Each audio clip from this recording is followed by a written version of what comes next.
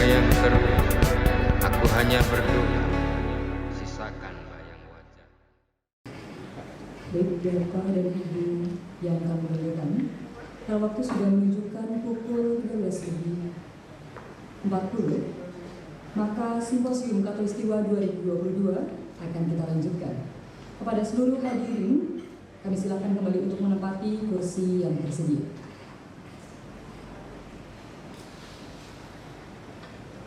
Simposium Katulistiwa 2022 dengan tema Kuat Akar, Kuat Tanah diselenggarakan oleh Yayasan Biennale Yogyakarta, didukung oleh Direktorat Jenderal Kebudayaan Kementerian Pendidikan Kebudayaan, Riset dan Teknologi, dan Lembaga Pengelola Dana Pendidikan melalui Program Pemanfaatan Hasil Kelola Dana Abadi Kebudayaan tahun 2022, Dinas Kebudayaan Daerah Istimewa Yogyakarta, dan Taman Budaya Yogyakarta.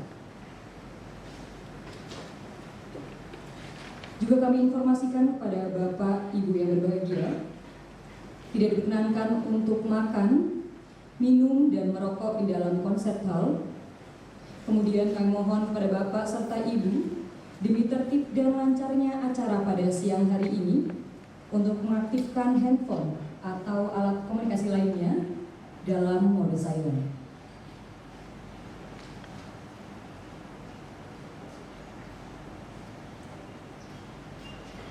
Baik Bapak dan Ibu yang berbahagia, kita masuki sesi selanjutnya, diskusi mengenai seni dan aktivisme di tengah kapitalisme mutakhir. Dengan narasumber Mbak Rahma Aziza, Mbak Natasha Devanan Danwani, Mas Beni Widyo, yang akan dipandu oleh Mas Mansur Zikri. Mas Mansur Zikri adalah kritikus seni independen yang kini tinggal dan berkarya di Yogyakarta. Dia anggota Forum Lenteng dan pengurus situs web performanceart.id. Beliau pernah bekerja sebagai kurator dan manajer artistik di Cemeti Institut untuk Seni dan Masyarakat dari tahun 2020 hingga 2022. Beliau saat ini juga tengah mengembang sebuah platform seni performance bernama Proyek Edisi bersama sejumlah seniman muda di Yogyakarta. Oke, langsung saja kita sambut Mas Mansur Zikri. Padanya disilakan.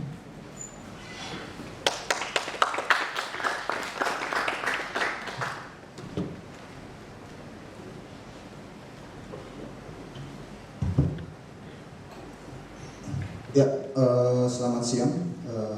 Terima kasih kepada teman-teman yang sudah hadir ke acara ini siang ini, dan terima kasih saya ucapkan kepada Yayasan Biennale Jogja serta seluruh tim penyelenggara Simposium Katulistiwa, khususnya untuk simposium tahun ini yang bertema Kuat Akar, Kuat Tanah.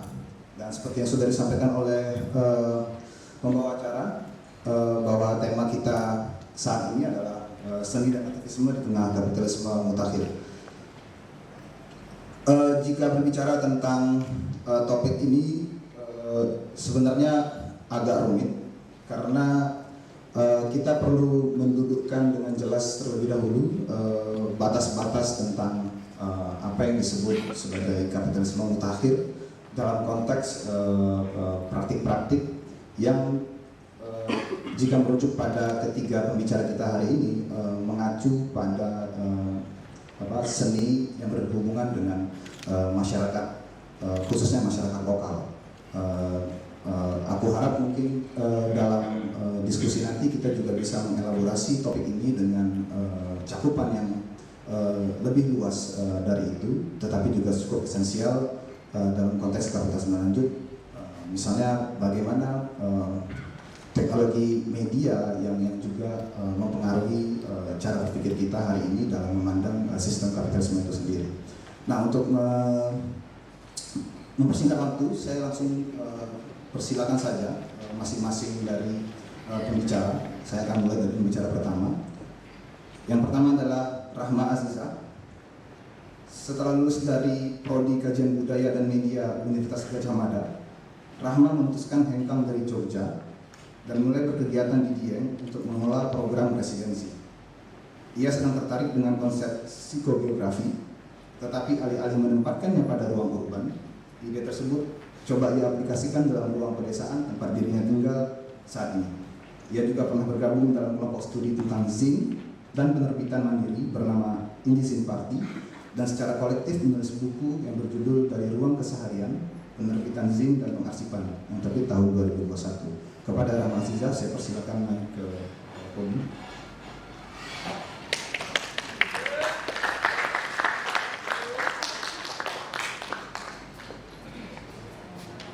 Pembicara yang kedua adalah Natasha Devandawani. Ia adalah salah seorang peneliti yang saat ini mengemban tugas sebagai mahasiswa di salah satu universitas di Thailand untuk menyelesaikan tesis S2-nya. Ia juga punya fokus pada penelitian tentang kajian hak asasi manusia, terutama pada kajian masyarakat akar rumput yang sedang memperjuangkan hak-hak mereka ketika menghadapi perusahaan-perusahaan yang berfokus pada pembangunan dan tambang. Saat menjalani tingkat pendidikan S1, ia memiliki hak istimewa yang membuat ia berkenalan dengan masyarakat Sangihe, Sulawesi Utara. Dan kemudian pada tahun 2001 ia diminta untuk membantu dalam perjuangan masyarakat menolak perusahaan tambang yang mendapatkan izin di tahun 2020. Kepada Natasha, saya persilakan untuk naik ke podium.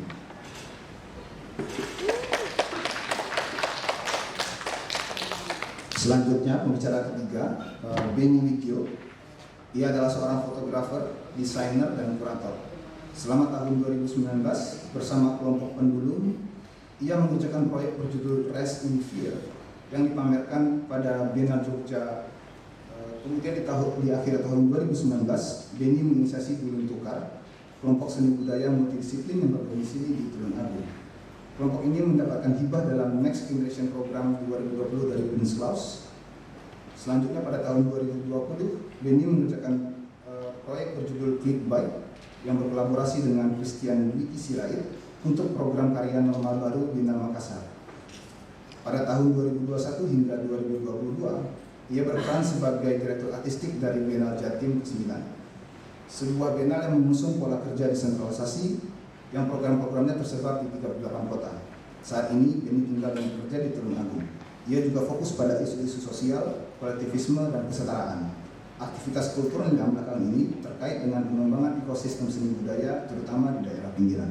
Kepada Benny, saya persilakan untuk naik ke podium.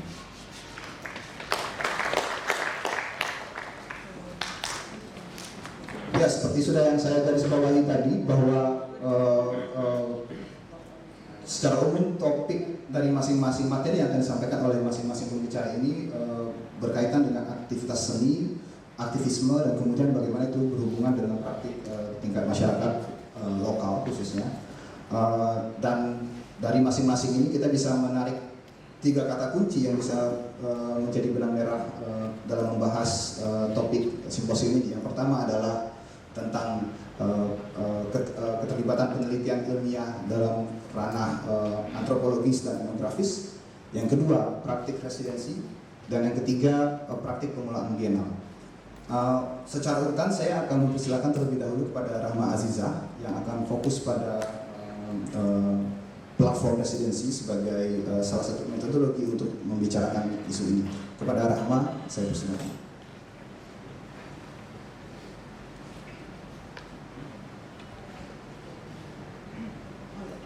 Selamat siang, perkenalkan nama saya Rahma, dan siang ini saya akan menyampaikan presentasi berjudul Jalan di Pegunungan, Residensi sebagai Metode Diplomasi Pengetahuan. Jadi sejak Februari 2022 saya terlibat dalam sebuah tim untuk menyelenggarakan program residensi di Dieng, Jawa Tengah. Terus program residensi tersebut kemudian membawa beberapa peserta dari berbagai disiplin ilmu dan praktik. Terus mereka datang dan tinggal untuk sementara waktu di Dieng. Dan presentasi ini sebetulnya adalah refleksi saya sebagai penyelenggara mungkin atau fasilitator dalam program tersebut, dan mungkin agak berbeda dengan teman-teman yang tadi di sesi 1 mungkin terlihat sangat akademis, tapi di sesi ini mungkin saya akan lebih ke menyebut diri sebagai praktisi daripada akademisi. Jadi di presentasi ini saya akan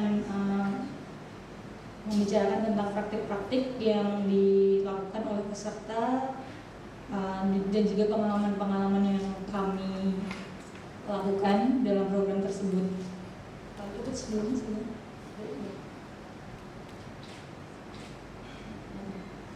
Jadi di gambar ini adalah beberapa aktivitas yang kami lakukan selama proses residensi. Terus ada yang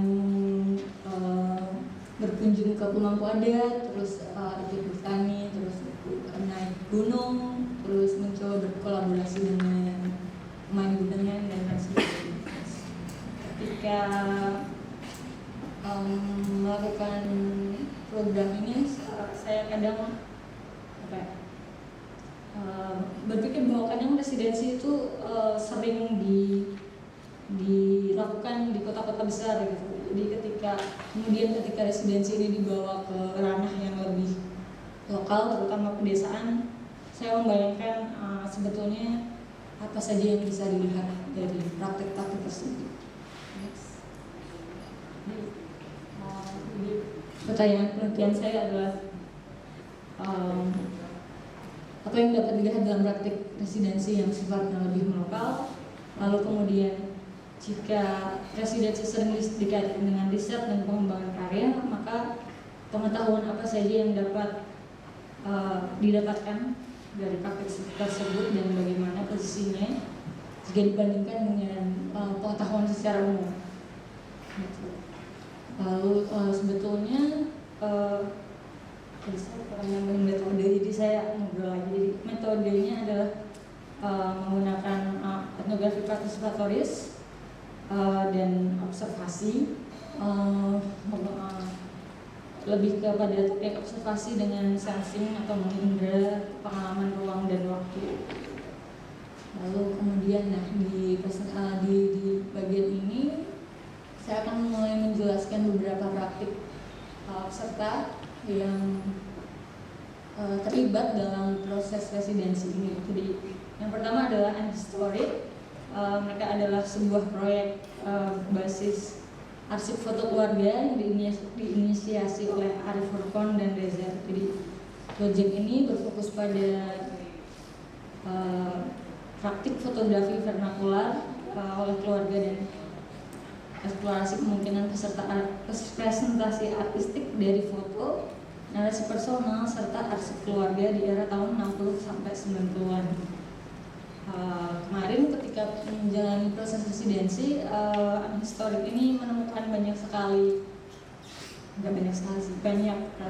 cerita-cerita mengenai kisah-kisah keluarga di era-era tersebut. Misal ada booming ibadah haji di Dieng karena mereka mendapatkan surplus dari booming kentang.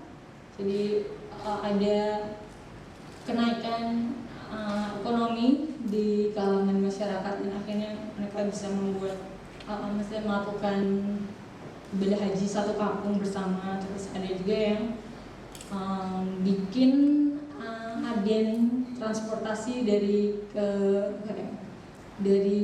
hasil panen yang melimpah dari mereka gitu. Terus ada juga yang mendirikan pondok pesantren, terus juga merenovasi masjid dan sekolah-sekolah. Kemudian yang kedua ada Akib. Akib ini adalah seorang penata busana dan penulis.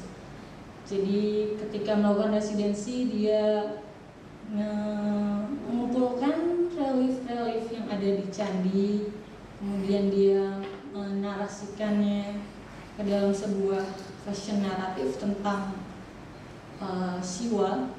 Jadi dia mencoba menjelaskan bagaimana Siwa ini adalah peleburan atau antara sisi feminin dan maskulin dan androgin. Jadi ternyata dalam tokoh Siwa ini ada atau bisa dilihat bentuk-bentuk fluiditas gender di dalamnya.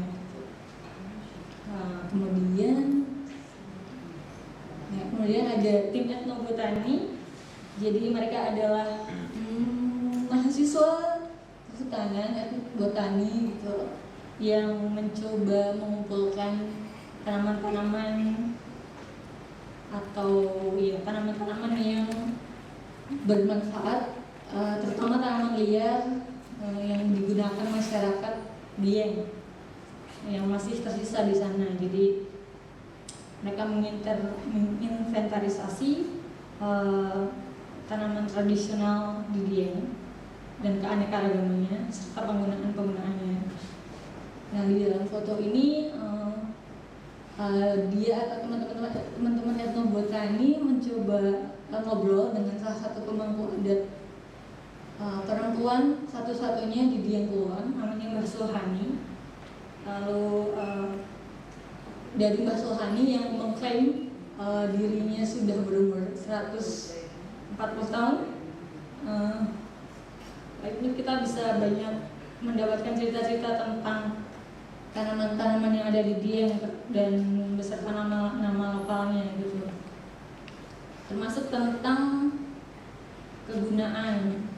Misalnya ada rumput endong yang saat ini udah jarang ditemukan, tapi dari Mbah Sohani membuka lagi memori itu bahwa dulunya ketika Mbah Sohani kecil, rumput endong ini banyak digunakan untuk kesenian wayang rumput gitu. Wayang suket namanya. Jadi kemudian yang keempat ada Umat Era. Umat Era adalah sebuah ruang eksperimen di Surabaya.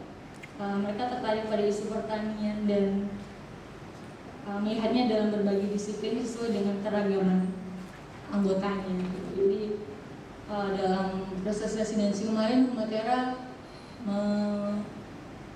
membuat sebuah film eksperimental, tetapi yang menurut saya begitu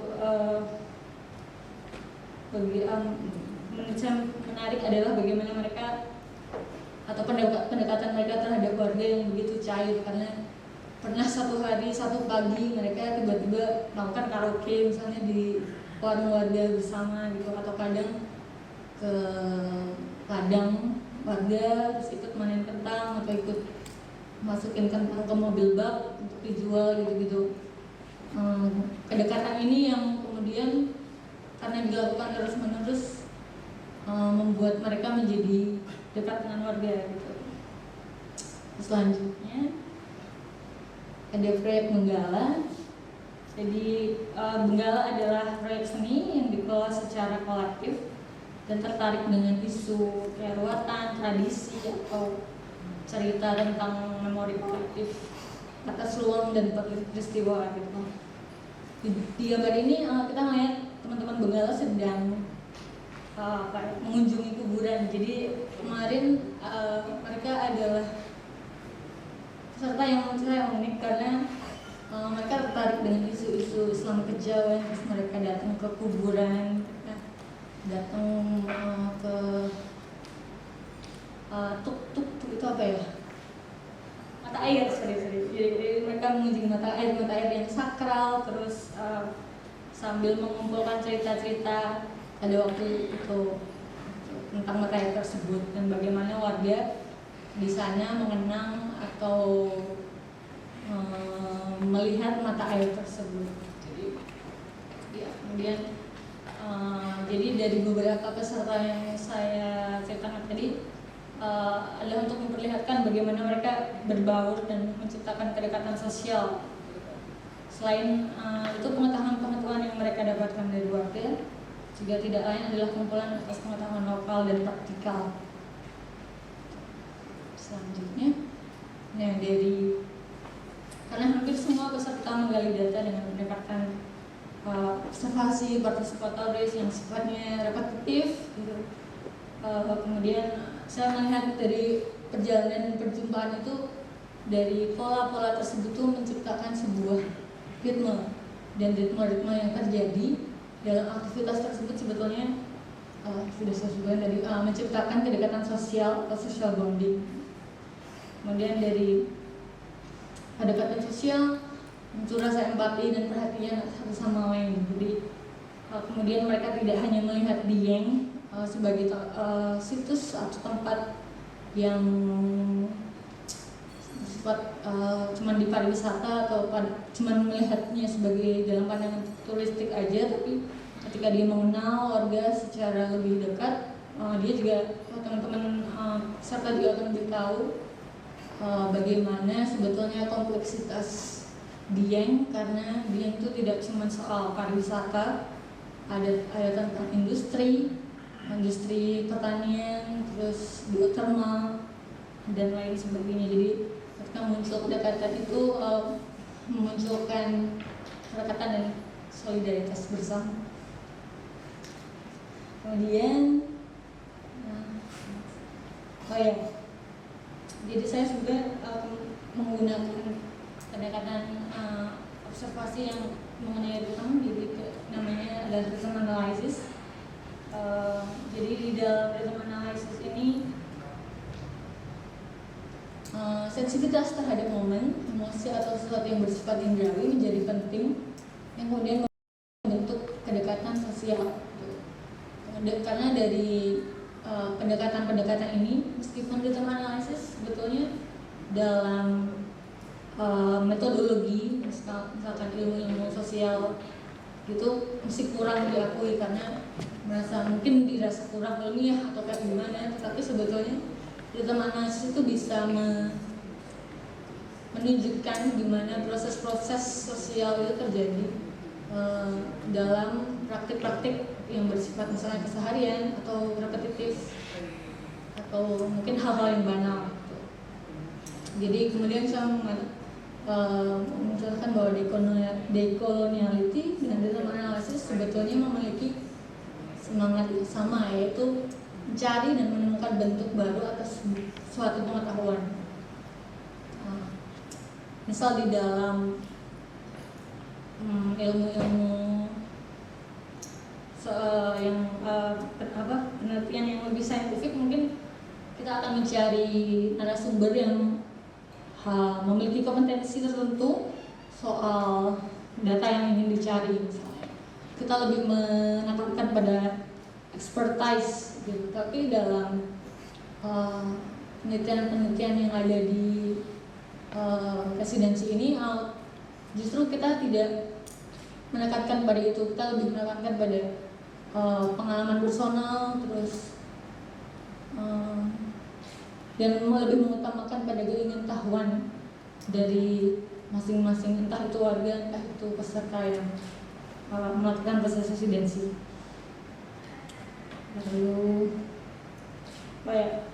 Lalu saya tentang pengalaman lokal dan pengetahuan praktikal. Jadi sebetulnya dari beberapa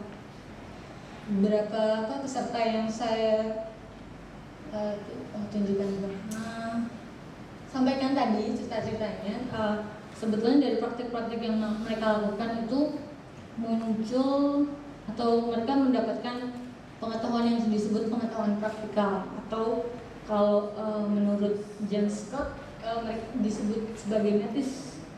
Jadi menurut Scott, metis adalah the form of knowledge embedded in local experience, and it relies on accumulation of many partly redundant signals.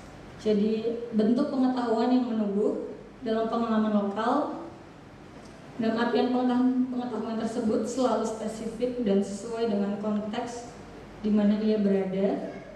Lalu selain itu, pengetahuan tersebut juga bersumber dari akumulasi sinyal atau praktik atau potongan-potongan pengetahuan yang dilakukan secara berulang. Misal di dalam masyarakat Jawa ada peran atau mongso, terus di masyarakat Bugis ada perhitungan tentang berlayar gitu-gitu. Itu mungkin juga bisa dimasukkan ke dalam metis gitu. Dan metis ini Scott sangat bangga dengan istilah atau terminologi ini karena dia secara optimis mengatakan bahwa orang-orang yang tidak memiliki akses pengetahuan saintifik telah mengandalkan metis untuk mengembangkan sistem pengetahuan mereka sendiri dengan sangat akurat. Karena dari kumpulan-kumpulan dan repetisi praktik yang dilakukan akhirnya menjadi pengalaman yang sifatnya menubuh. Lalu mungkin dalam perspektif Bourdieu, metis ini mirip dengan embedded cultural capital atau modal kapital yang menubuh. Tetapi mungkin perbedaan signifikannya adalah di dalam metis masyarakat cenderung tidak memiliki keinginan untuk mengakumulasikan modal tersebut untuk berkompetisi di arena tertentu. Jadi pengetahuan tersebut justru kemudian menjadi cara mereka untuk tetap bertahan atau menjadi subsisten di tengah ketidakpastian atau perubahan-perubahan yang terus terjadi di sekitar mereka. Lalu ini kemudian soal posisi pengetahuan lokal dan pengetahuan saintifik.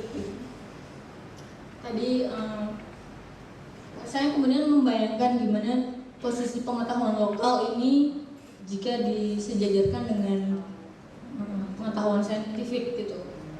Saya melihatnya kemudian ketika membaca sebuah artikel berjudul Walking in the City by Dessertu, saya lebih kemudian mencoba memasukkan perspektif Dessertu ini ke dalam bagaimana posisi pengetahuan lokal dan pengetahuan saintifik. Jadi di dalam tulisan tersebut Dessertu itu menjelaskan tentang praktik berjalan kaki dan orang yang melihatnya dari ketinggian. Jadi saya melihat bahwa dari praktik berjalan kaki tersebut Dessertu menjelaskan bahwa ia mengumpamakan pejalan kaki adalah tokoh-tokoh yang menuliskan kisahnya, tetapi dia tidak bisa membaca teks-teks tersebut gitu. Tetapi meskipun dia tidak bisa membaca teks-teks tersebut, cara dia melakukan itu adalah sebetulnya bagi bentuk misal taktik terhadap bagaimana dia menggunakan ruang atau mengintervensi ruang, intervensi penggunaan ruang. Jadi itu. Lalu kemudian dari antara pejalan kaki dan yang melihat atau seseorang yang melihat dari atas itu, waktu itu Dessertu mengumpamakan sebagai orang yang melihat dari tower WTC di level di lantai 110. Jadi perbedaan elevasi tersebut kemudian menjadi jarak bagi antara pejalan kaki dan orang yang melihatnya dari atas. Orang yang melihat dari atas mungkin bisa melihat apa yang dilakukan dari bawah, tetapi dia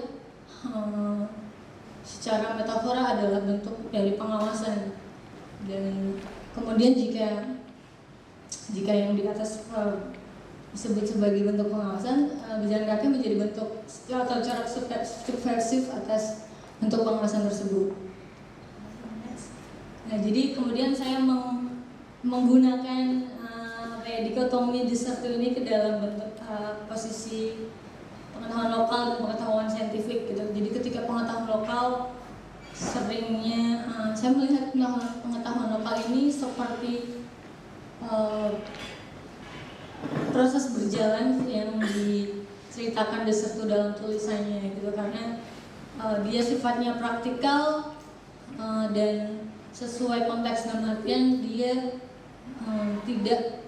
tidak patuh terhadap doktrin-doktrin tertentu dan terus bisa lebih fleksibel dalam menghadapi perubahan-perubahan yang terjadi di sekitarnya. Sedangkan pengetahuan ilmiah saya lihat sebagai bentuk seperti seorang yang melihat dari atas tadi, jadi menjadi voyeur atau pengintip atau bisa juga disebut sebagai pengawasan dengan dogma-dogma ilmiah dan standarisasi objektivitas. Kemudian dia selalu meminta misalnya bukti-bukti saintifik alih-alih mencoba berempati atau pada konteks-konteks lokal di masyarakat. Jadi itu kesimpulannya Jadi residensi memiliki potensi untuk menjadi metode belajar, sebuah metode yang membuat residen lebih sadar dan sensitif dengan realitas baru di suatu tempat dan masyarakat yang sedang mereka tinggali. Yang kedua, residensi dapat menjadi praktik baru untuk membuka kemungkinan atas pengetahuan lokal yang menumbuh otomatis lewat obrolan-obrolan bersama warga yang menyuguhkan memori kolektif atas suatu peristiwa atau tempat melalui sejarah histori. Kemudian menggunakan kerangka di situ, pengetahuan lokal adalah taktik atas pengetahuan secara umum karena mereka tidak memiliki kaidah baku atau ketentuan ilmiah yang cenderung positivistik. Jadi seperti itu. Terima kasih. Demikian presentasi dari saya.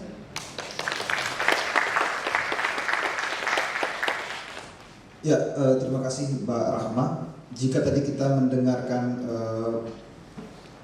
lebih cenderung pada perspektif seni, dalam arti residensi di sini adalah residensi seni sebagai metode untuk menuju ke masyarakat, kita akan segera mendengarkan presentasi yang lebih bersifat amatan tentang apa yang dilakukan oleh masyarakat lokal secara kreatif untuk melakukan satu pola tandingan terhadap penguasa dominan.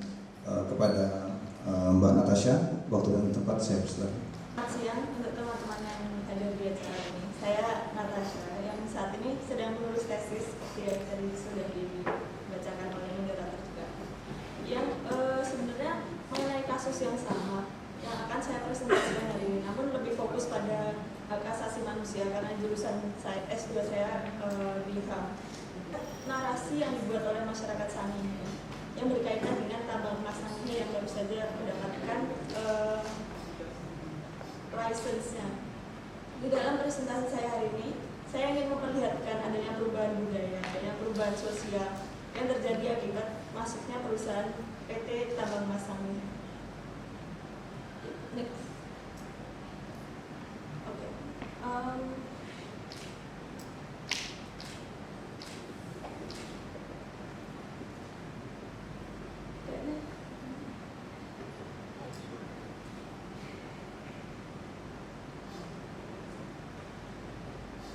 Ya, makasih.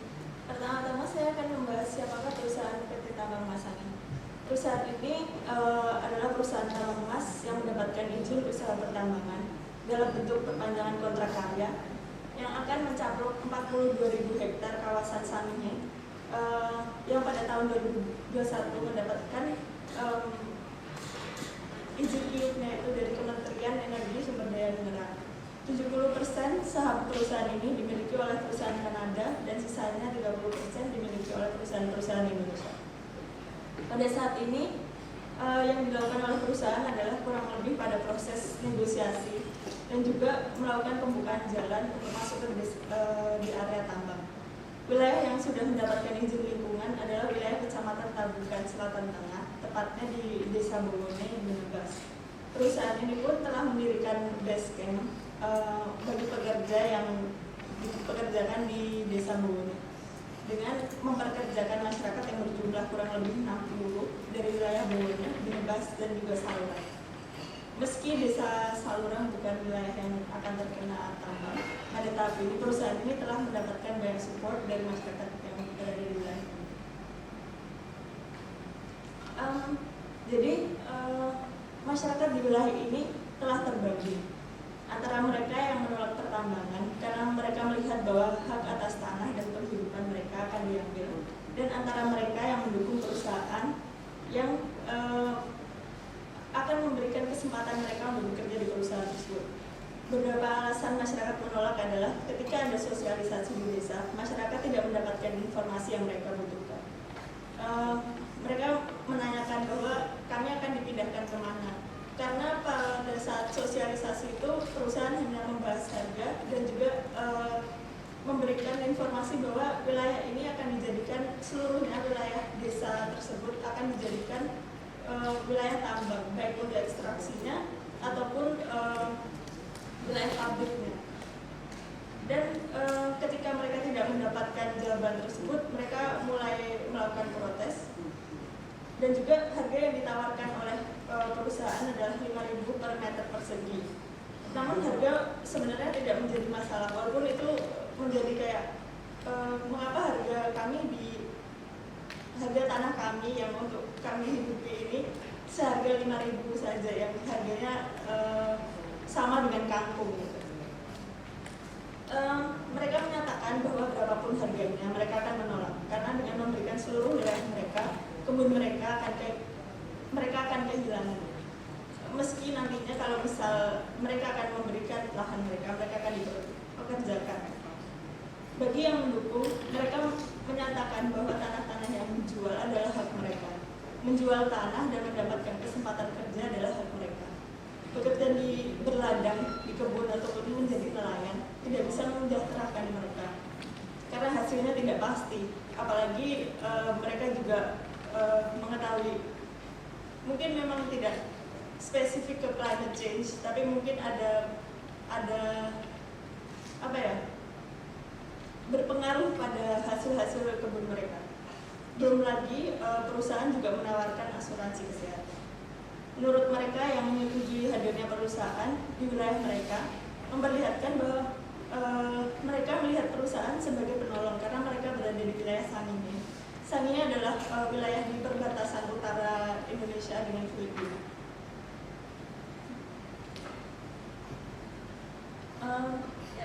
Berikut adalah wilayah 65 hektar yang berada di wilayah konsesi tambang yang sementara dalam proses negosiasi dan juga pembukaan jalan. Seringkali wilayah ini menjadi wilayah konflik baik antar masyarakat ataupun antara masyarakat dengan perusahaan dan juga dengan aparat negara yang semena-mena. Hal ini akan dibahas lebih lanjut di slide berikutnya. Masyarakat di wilayah ini memang didominasi oleh mereka yang bekerja sebagai peladang, pekebun. Mereka memiliki kebun cengkeh, kebun pala, kelapa, dan juga sayur-sayuran hortikultura. Yang juga karena wilayahnya dekat dengan lautan, masyarakat menggantungkan hidupnya di laut, yang hasilnya dijual di pasar. Selain itu juga beberapa masyarakat adalah pengusaha, jumlahnya tidak banyak, pengusaha tambang rakyat dengan olahan mineral emas. Mereka telah memulai usaha ini sejak 2019, dan kemudian PT TMS datang. PT TMS sebelumnya terdapat perusahaan lain yang tidak memiliki izin eksplorasi atau drilling, namun melakukan survei mengenai tanah yang memiliki kandungan emas. Banyak masyarakat yang dahulu bekerja di perusahaan emas tersebut memberikan lahan mereka untuk disurvei, namun tanah tersebut dikembalikan ketika perusahaan selesai beroperasi. Beberapa yang bekerja di perusahaan tersebut pada saat ini bekerja sebagai pemilik tanah mengandung emas yang melakukan usaha tambang rakyat dengan memperkerjakan warga sekitar.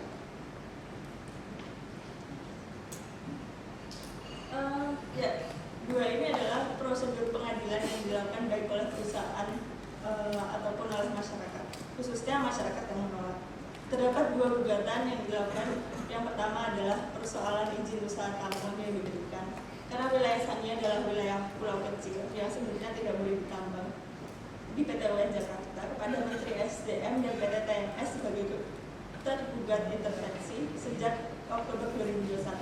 Kemudian juga masyarakat atau 56 ibu-ibu dari wilayah Desa Bawungu menggugat Dinas Lingkungan Hidup dan Dinas Lingkungan Provinsi Sulawesi Utara di pengadilan PT UN Manado yang sekarang di PT UN Makassar. Keduanya masih berlangsung sampai hari ini dan tiap-tiap hasil gugatan yang keluar selalu aja menimbulkan konflik antar masyarakat.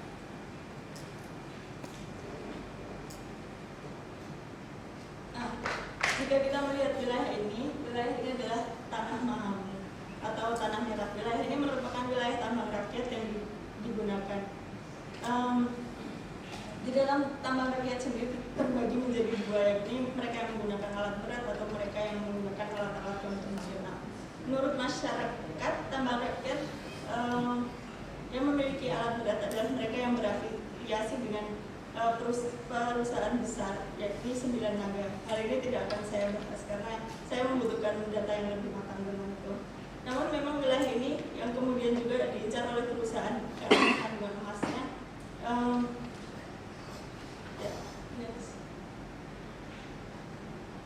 Ketika berada di tengah-tengah masyarakat, karena metode saya adalah saya field research, saya ke masyarakat. Kemudian saya bisa merasakan adanya tensi di masyarakat itu sendiri. Beberapa masyarakat tidak saling menyapa. Ketika orang Sangihe memiliki kebiasaan ketika dia bertemu di pasar, bertemu di jalan bahkan, ataupun hanya melewati rumah mereka, mereka akan memanggil untuk menyapa.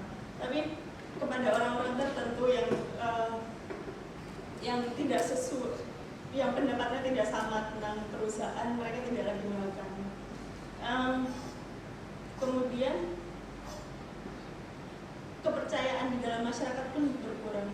Ada masyarakat yang tidak percaya pada puskesmas tertentu karena ada masyarakat yang setuju dengan perusahaan, dan mereka pada akhirnya tidak mau ketika mereka sakit mereka ke puskesmas tersebut. Bagi masyarakat penolak perusahaan tambang, mereka melihat masyarakat pendukung tambang adalah sebagai mereka yang menjual Sangihe. Di dalam pengadilan PT UN Manado disebutkan bahwa ada 4 anggota masyarakat yang memberikan tanda tangannya untuk pengeluaran izin AMDAL. Salah satunya yang menandatangani hal tersebut adalah kepala desa salah satu desa di wilayah itu. Namun di satu sisi lain, bagi mereka yang mendukung perusahaan, mereka melihat bahwa aksi yang dilakukan oleh penolak perusahaan tambang adalah aksi yang bodoh, karena menolak uang yang diberikan oleh perusahaan dan juga jaminan lainnya. Bisa dilihat juga ketika dalam desa itu untuk mengidentifikasi mereka sebenarnya ketika di masyarakat bisa dilihat bahwa mereka yang mendukung perusahaan, yang menolak perusahaan tersebut, mereka memiliki kaos hitam, mereka menggunakan kaos hitam dengan tulisan tolak PT TMS. Kemudian di depan rumah mereka memasangkan banner dan poster bahwa mereka menolak, mereka memberikan bahwa ini narasi mereka tentang perusahaan tambang. Kemudian di satu sisi ketika kita melihat mereka yang setuju dengan perusahaan tambang, memang mereka tidak memiliki baju khusus ataupun logo khusus yang mereka buat, ataupun mereka punya nyanyian laguan tentang perjuangan, tapi mereka biasanya mondar-mandir dengan baju perusahaan yang mereka sudah dapatkan ataupun tas yang mereka dapatkan.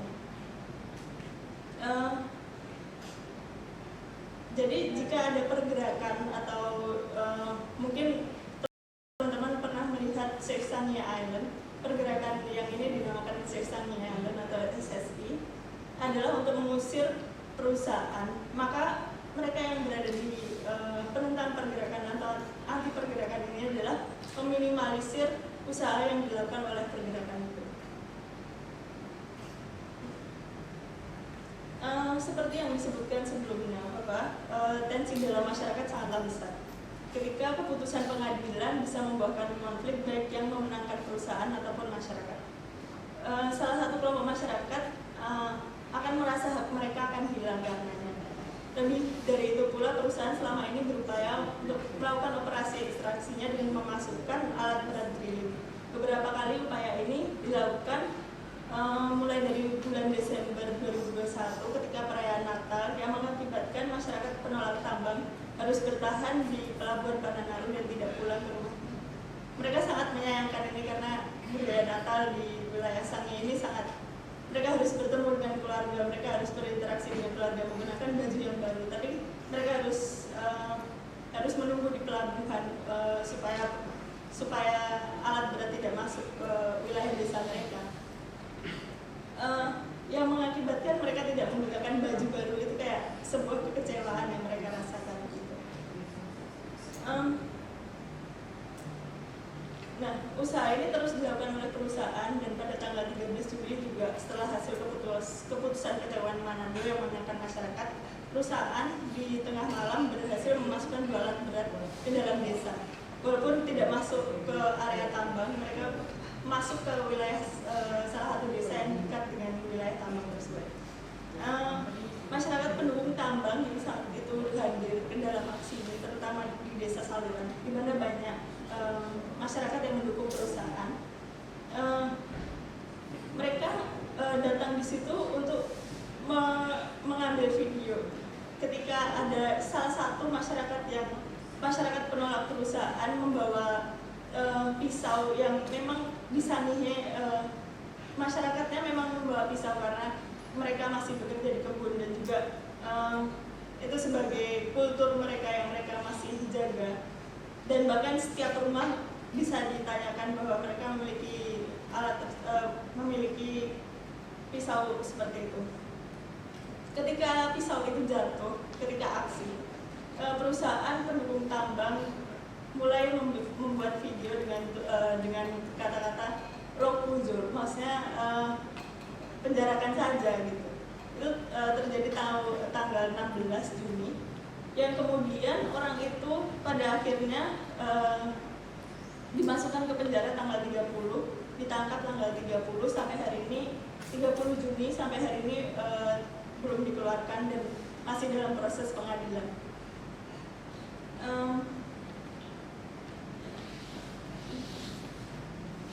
Ya, tanggal 31 September, masyarakat pendukung tambang yang baru menjadi perusahaan MS juga melakukan aksi.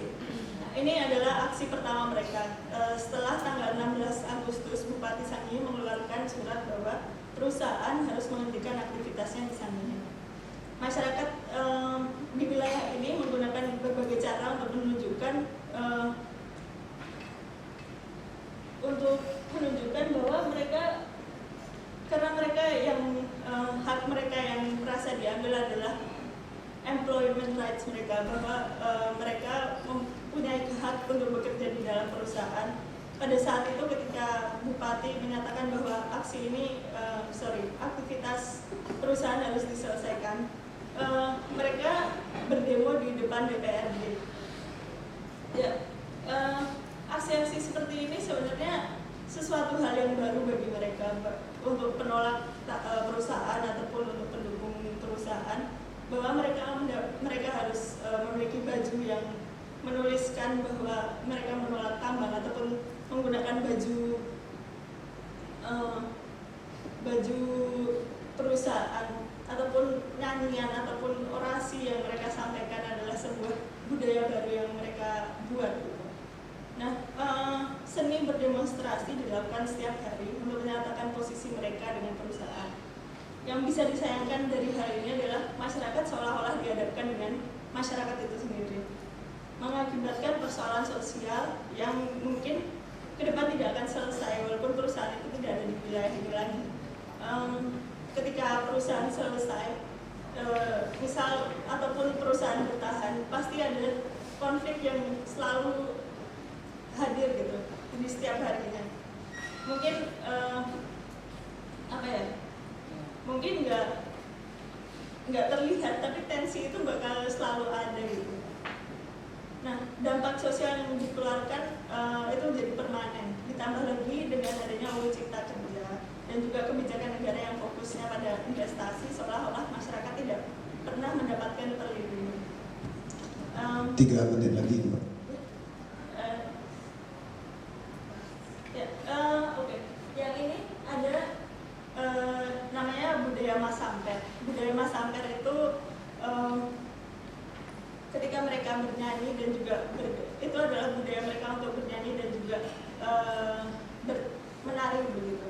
Nah, kita bisa melihat bahwa budaya Masamper yang sangat diinikan di Sangihe digunakan oleh perusahaan juga ketika mereka PT TMS dapat simpati warga Sangihe ketika mereka mensponsori lomba Masamper. Dan kemudian kalau kita melihat sebenarnya ini juga digunakan untuk perlawanan ke perusahaan, terutama Save Sangihe Iron melakukan Masamper di depan kantor SDM. Jadi akibat negara yang gagal melindungi perusahaan seolah-olah bisa mengakui bahwa mereka lah yang bisa menghiasi jalannya sebuah kesenian mengontrol masyarakat dengan seni pada akhirnya. Sekian presentasi saya. Terima kasih.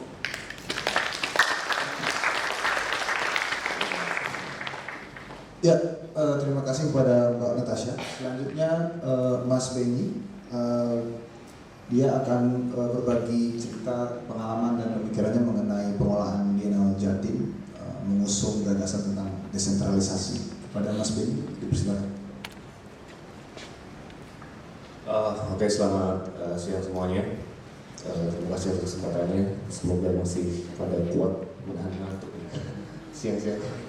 Oke, jadi di sini saya akan menceritakan sedikit tentang riset yang saya lakukan, yaitu judulnya yaitu mengurai desentralisasi, mendefinisikan ekosistem seni, yaitu mereferensikan pola kerja di 8 dan 9, yaitu 2019 dan 2021 kemarin, 2 edisi terakhir BLJ kemarin.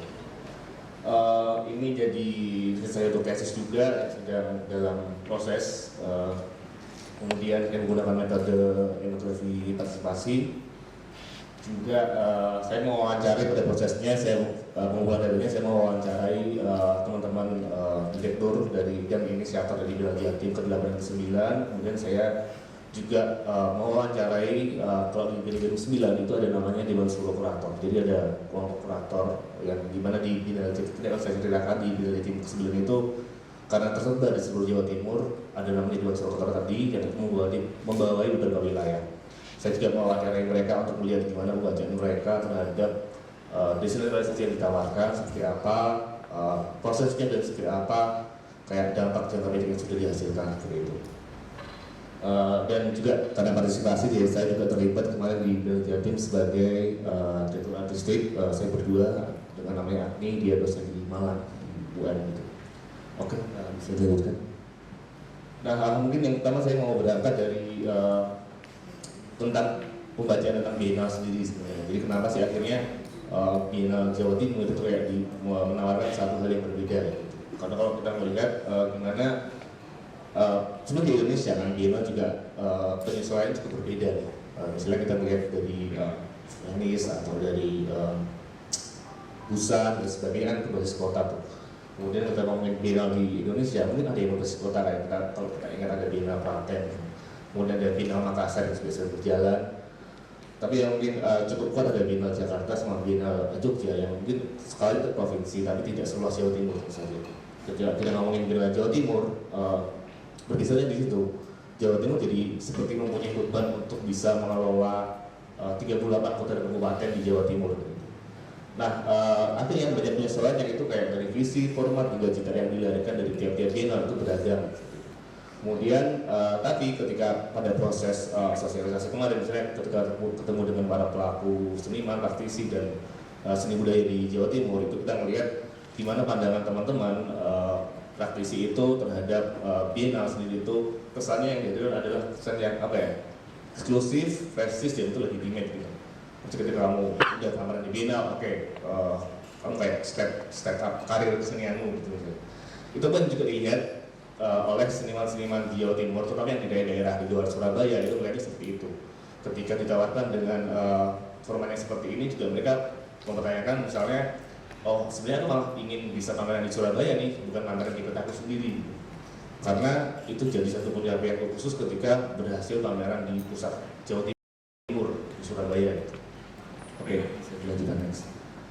Nah, akhirnya di 2019 akhir November Desember itu Biennale Jatim coba menawarkan satu format atau satu pola kerja baru yang akhirnya diberi nama dengan desentralisasi pola kerja itu. Si Biennale Jatim itu ada 2 kata kunci yang dilakukan dari desentralisasi, yaitu penyebaran dan pemetaan. Selama 2019 sebenarnya juga jadi banyak sih yang akhirnya dikritik, walaupun berangkatnya sebenarnya Biennale Jatim ini berangkat dari sebuah model kegiatan yang pernah dilakukan sebelumnya juga, yang itu bekerja sama dengan beberapa kolektif di beberapa kota di Jawa Timur gitu. Kemudian itu dijadikan model untuk digunakan di Biennale Jatim yang ke-8. Waktu itu berangkatnya sebenarnya dari penyebaran pusat yang itu secara geografis atau secara wilayah fisik gitu ya. Sebelumnya di Surabaya selama 7 kali edisi gitu, kemudian ke-8, kita coba sebarkan ke seluruh Jawa Timur dengan tawaran-tawaran teman-teman di tiap-tiap kota itu bisa menginisiasi program ini secara langsung, kemudian berkumpul secara wacana gitu, kemudian itu akan dipublikasikan dan keterbacaannya semakin luas. Nah, dari situ ya temuannya adalah si desentralisasi ini akhirnya adalah untuk mengkritik pemusatan. Tadi pertama secara mungkin secara tanah, secara medan keseniannya, kemudian secara wacana, secara praktik juga yang akhirnya dikritisi dengan kalau di daerah juga kesenian mungkin akan sangat dekat dengan terutama seni rupa dan lukisan gitu, tapi banyak akhirnya ruang-ruang sebenarnya semenjak BLJ Jatim yang ke-7 itu udah mulai bahkan waktu di ke-7 itu tidak ada kereotisan gitu misalnya. Itu jadi siasat-siasat yang coba dibongkar oleh teman-teman di Jawa Timur seperti itu. Kemudian diksi si desentralisasi ini kan kita nih sedang pemerintahan dengan sistem informasi gitu, misalnya dengan desentralisasi sistem jaringan, desentralisasi pemerintahan itu sangat dekat dengan pemerintah. Cuman di sini juga saya mengutip sedikit dari Schneider 2011, dia menyebutkan ada beberapa tingkatan sebenarnya dari desentralisasi, yang itu juga yang pertama ada dekonsentrasi, terus ada delegasi yang itu dilakukan di sistem koordinasi wilayah Jatim, kemudian ada devolusi.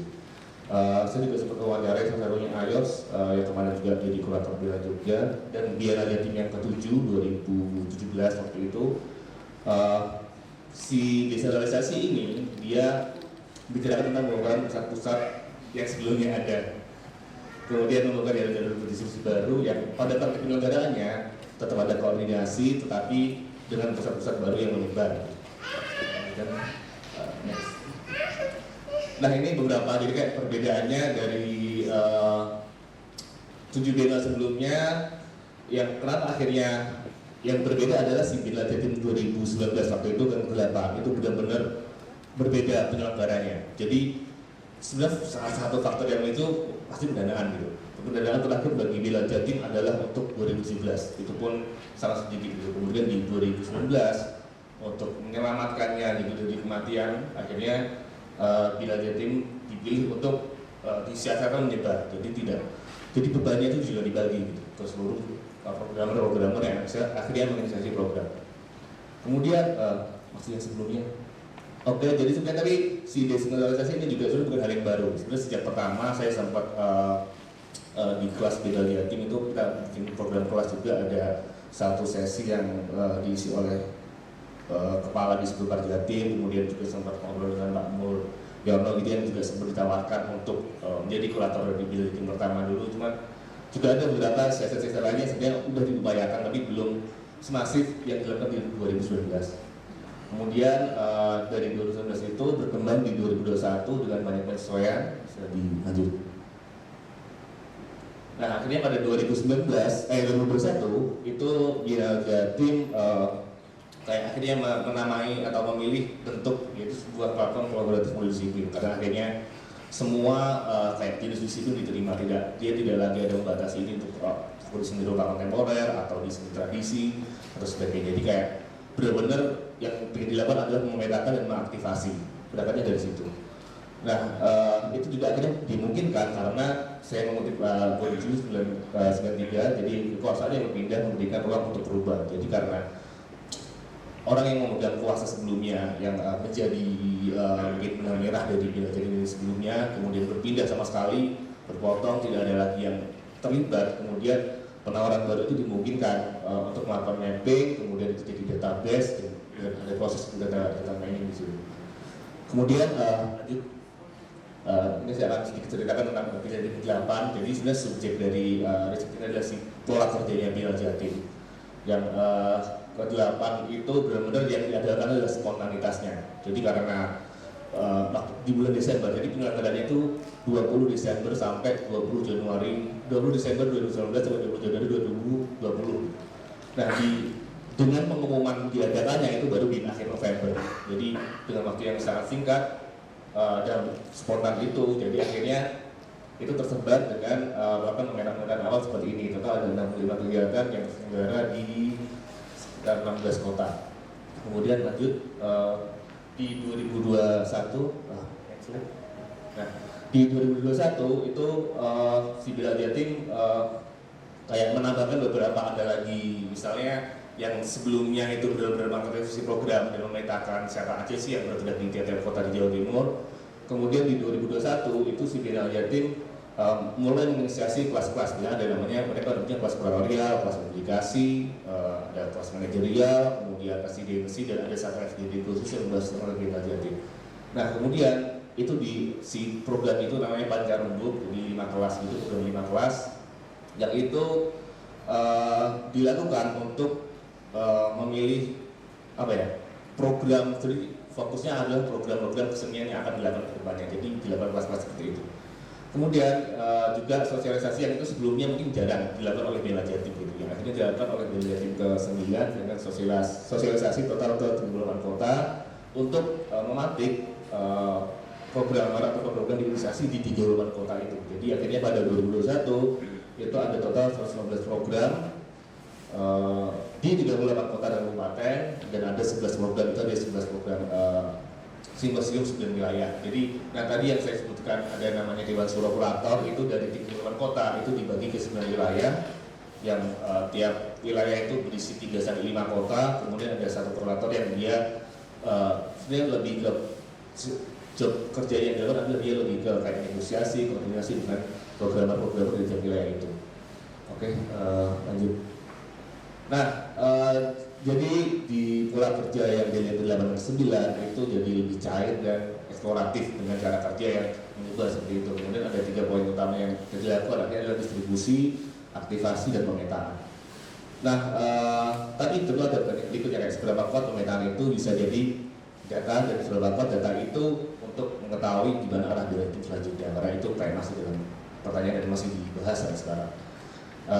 Poin-poin penting yang dilakukan dari pola kerja ini adalah di mana ketentuan aksesnya semakin luas dan akses dan pengetahuannya semakin luas gitu. Karena salah satu prinsip inklusif juga dilakukan, yaitu di mana meleburkan batas antara si praktisi atau seniman yang dia bisa mengakses pengetahuan secara formal atau bentuk-bentuk lain yang semi formal, tapi juga mempertemukannya dengan teman-teman yang memperkatakan di lapangan secara langsung seperti itu. Kemudian dengan saling terkoneksi, dari meluas dan sebagainya. Kemudian bisa di next slide aja. Nah, jadi pergeserannya yang sebelumnya mungkin komposisinya pada karya, jadi kayak gimana karya yang dipilih atau diseleksi atau melalui open call dan sebagainya, itu bergeser pada program, pada komposisi program. Jadi dampak terdekat yang akhirnya dilihat bisa dibaca secara langsung setelah di 2009 selesai, yaitu teman-teman di tiap-tiap wilayah, di hampir mungkin kayak 50% wilayah yang kemarin terlibat langsung dengan Jatim, dia mulai mengaktifasi program muda di wilayah yang itu tidak cuma pameran, tapi juga bisa ada jenis-jenis program lainnya seperti diskusi, performance, sebagainya. Kemudian ada upaya-upaya untuk itu restitusi, akumulasi atau konversi model di situ. Kemudian ada juga produksi dan atau konstruksi dari ruang dan struktur yang akhirnya membentuk si Bina Jatim atau ekosistem Bina Jatim itu. Nah, dari situ ada reaksi dari teman-teman pelaku seni yang itu membedakan posisinya, karena ketika sistem seperti itu otomatis akan muncul banyak posisi baru yang dihadirkan gitu. Misalnya yang sebelumnya fokus di pameran, ketika ngomongin dulu cuma pameran gitu, cuma ada posisi-posisi yang dimunculkan seperti manajer seni misalnya, atau kurator yang juga masih jarang ada di Jawa Timur. Kemudian itu dimunculkan posisi-posisi seperti itu. Kemudian ketika itu dimunculkan, kemudian banyak negosiasi dihadirkan oleh para praktisi, dan mereka mencoba untuk menghadirkan sampai mengambil alih posisi-posisi seperti itu. Ini juga sebenarnya coba dibaca juga berdasarkan simbologi dengan hierarki gandanya, yang dimana ranah artistik itu berada dalam ranah relasi kuasa, yang juga berada dalam ranah relasi kuasanya. Jadi sangat bertingkat dan struktur-struktur yang dibangun di selama proses belajar. Ini kayak ngasih contoh sih, gimana akhirnya ketika itu dihadirkan, kita bisa mulai memetakan siapa aja agen-agen yang terlibat dalam ekosistem yang coba dibangun itu. Jadi misalnya ketika sebelumnya mungkin fokusnya di seniman gitu, kemudian ada dimunculkan kerja-kerja seni lainnya mulai coba dihadirkan seperti penulis, manajer, kurator, kemudian peneliti atau konten-konten kreator kesenian saat ini, kemudian artisan, dan sebagainya, yang itu kalau saya coba melihatnya berdasarkan ada 3 jenis kerja atau relasi kerja seni, yaitu ada manajerial, komunikasi, dan produksi, yang bahkan ketika itu disusun kita bisa melihat di mana tingkatan kepustakaannya seperti apa, di mana sih siapa sih yang sebenarnya ada posisi paling tinggi dalam relasi praktik kerja seni itu. Dan kita juga bisa melihat di mana media seni yang masih cukup berjarak dengan masyarakat, dengan audiens secara umum, yang itu memposisikan audiens atau partisipan menjadi agen yang paling terakhir difikirkan atau dipertimbangkan dalam setiap program atau kerja seni yang dilakukan oleh teman-teman terutama di Jawa Timur sebagai studi kasus. Juga jadi akhirnya satu hal yang terdefinisi lagi ketika udah mulai dimunculkan nih kerja seni seperti manajemen atau sebagainya.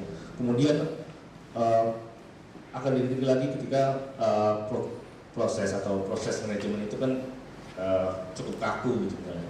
Ini sesuatu yang cukup kaku. Kemudian itu jadi cukup berkebalikan dengan mungkin kesenian yang cukup bebas dan cair juga mungkin di era modern selanjutnya ini yang semakin cair juga dan bebas gitu. Jadi kayak ini kok cukup kontradiksi gitu. Jadi akhirnya itu mulai jadi refleksi ulang, setelah itu malah mulai dihadirkan, kemudian direfleksikan lagi kayak gitu. Kemudian bisa lanjutkan slide. Nah, ketika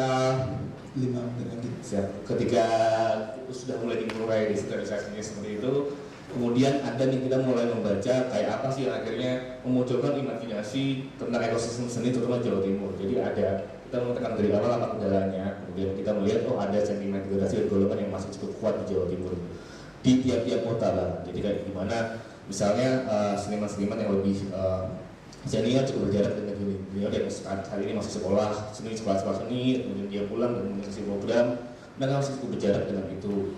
Kemudian akses dan informasi pengetahuan, kesempatan dan sebagainya juga cukup sulit ketika itu diungkapkan oleh beberapa teman-teman kurator. Kemudian ada tentu masalah pendanaan, masalah modal ekonomi yang cukup juga sulit untuk dijangkau oleh teman-teman, terutama itu juga akan selain terkait dengan akses informasi tadi, kemudian ketersediaan ruang, terutama ruang fisik seni budaya yang itu akhirnya disiasati oleh para seniman atau para praktisi seni di daerah-daerah itu dengan dia kayak mengalihfungsikan atau ruang-ruang itu wacanakan ulang atau direpresentasikan ulang jadi ruang apa gitu, misalnya ruang rumah, kafe, warung kopi dan sebagainya coba dibongkar ulang atau disesuaikan dengan aktivitas atau praktik sosial yang terjadi di ruang itu, jadi ruang kesenian, ruang industri dan sebagainya. Kemudian itu ada beberapa temuannya, bisa di next saja.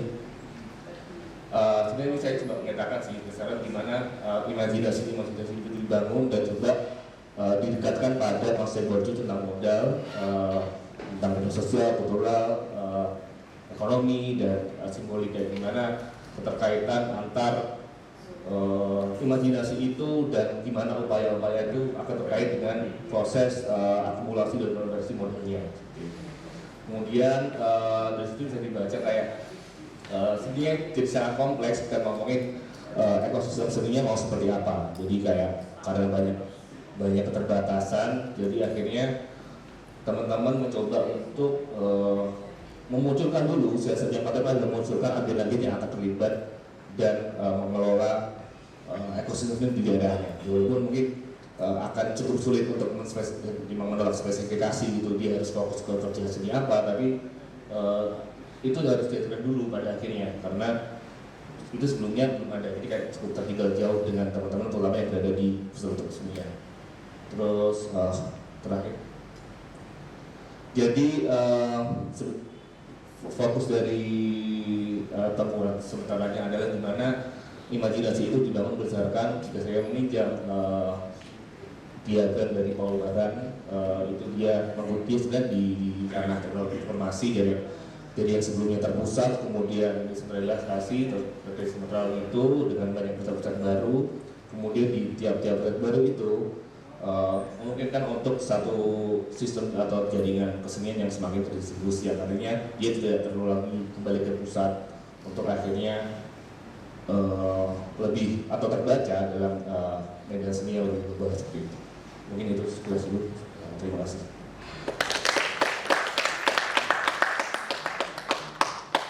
Ya, terima kasih Mas Benny. Saya coba rangkum lagi ketiga materi tersebut dengan cukup ringkas semoga. Kalau misalnya Mbak Rahma itu berbicara tentang bagaimana interaksi sosial bisa dilihat kembali sebagai salah satu pintu untuk memproduksi pengetahuan yang tidak selalu melulu terjebak pada pengetahuan berbasis pendekatan positivistik misalnya. Sedangkan kalau Mbak Natasha mencoba meng-highlight tentang bagaimana kreativitas lokal atau inisiatif artistik dari masyarakat tertentu itu bisa menjadi sarana untuk mengekspresi memprotes terhadap penguasa, tetapi di sisi yang lain dia juga bisa menjadi sesuatu yang diokupasi kembali oleh penguasa itu untuk menarik dukungan. Dan sedangkan Mas Benny mencoba agaknya lebih mengkritik tentang ide desentralisasi yang sudah salah kaprah kemudian, karena desentralisasi pada akhirnya juga memunculkan pusat-pusat baru meskipun dia tersebar, sehingga dia menawarkan satu pemikiran yang dikira lebih adil, yaitu adalah bagaimana poinnya adalah mendistribusikan sumber atau sumber pengetahuan atau sumber akses kepada segala aspek, segala elemen daripada berkutat pada apa yang sentral dan desentralisasi. Tetapi saya kira dari 3 presentasi ini mungkin yang belum terjelaskan dengan cukup elaboratif adalah kaitannya dengan posisi praktik-praktik atau pemikiran itu terhadap isu yang sebenarnya sedang kita coba tengakan di simposium kali ini, yaitu tentang posisi kapitalisme lanjut itu. Gitu. Bagaimana posisi mereka? Nah, tapi sebelum saya mencoba menanyakan kepada pembicara, mungkin saya mempersilakan kepada audiens yang ingin terlebih dahulu bertanya kepada pemateri kita.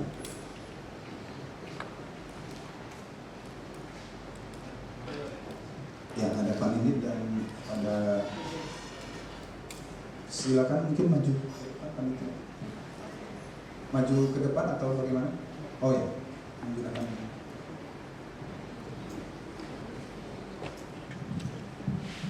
Ya, terima kasih. Nama saya Nindit, saya seniman perupa, dan kemudian juga pada saat saya masih lebih muda sudah punya banyak pengalaman residensi gitu. Saya seperti demikian karena kemudian saya juga mulai menyadari untuk mengkritisi pengalaman residensi yang saya miliki saat itu. Nah, saya terinspirasi oleh representasi merah mengenai residensi itu, dan saya sedang bertanya-tanya entah kepada saya atau juga kepada teman-teman Rahma, sama mungkin juga bisa direspon oleh Mas Benny atau Mas moderator ini, bahwa bagaimana kita paham bahwa residensi itu sebenarnya tools atau peralatan miliknya industri budaya. Dia selalu bias dengan ini cara untuk mengaktifkan lagi industri kesenian tetap maklum gitu. Nah, kemudian residensi itu juga kemudian selalu berkaitan dengan cara-cara displacing gitu. Jadi seniman kalau dalam konteks yang sangat berbeda juga kemudian jargonnya memunculkan ide-ide baru atau konteks-konteks baru atau strategi-strategi baru untuk industri. Nah, kemudian ini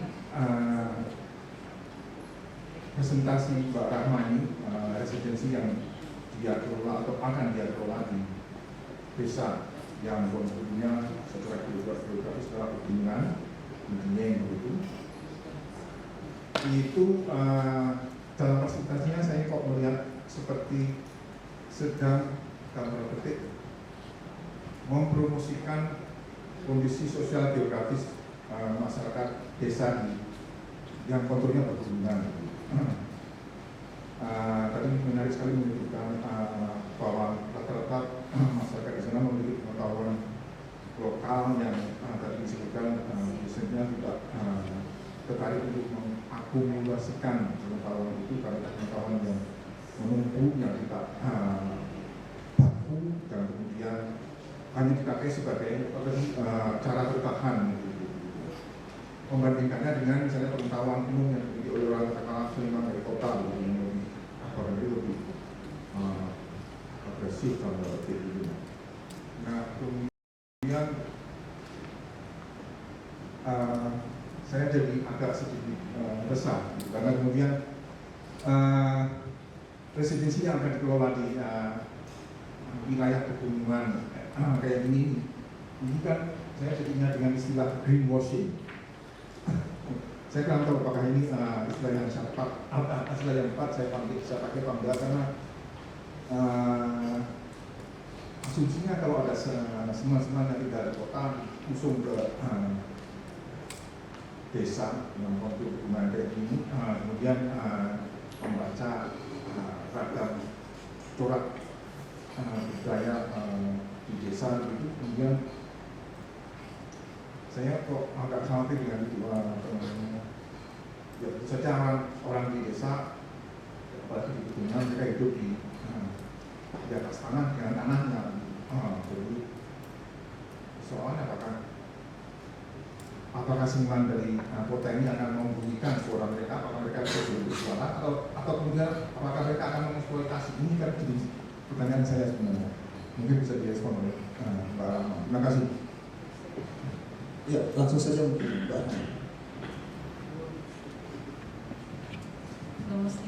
Terima kasih untuk pertanyaannya yang susah.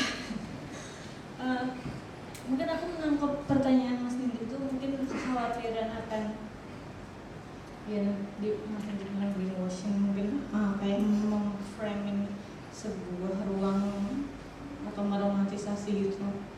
Tapi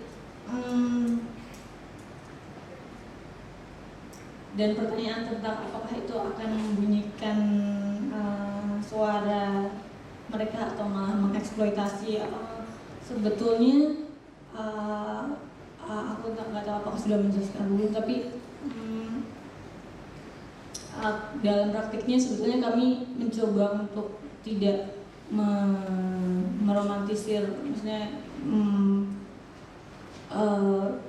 misal pegunungan atau estetika nature healing dan lain-lain gitu, tetapi atau mengeksploitasi penduduknya untuk karya, untuk semata karya, menjadi karya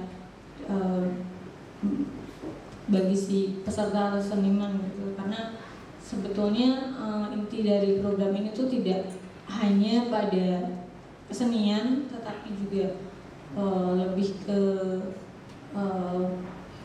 penelusuran tentang tradisi lokal dan pengetahuan lokal yang ada di keluarga gitu. Cuman mungkin karena saya menampilkan cuma beberapa foto dan mungkin itu yang terlihat oleh Mas Nindit, mungkin kekhawatiran itu yang dibaca dari foto-foto yang saya tampilkan di sana gitu. Atau kayak gimana? Mungkin ada yang bisa.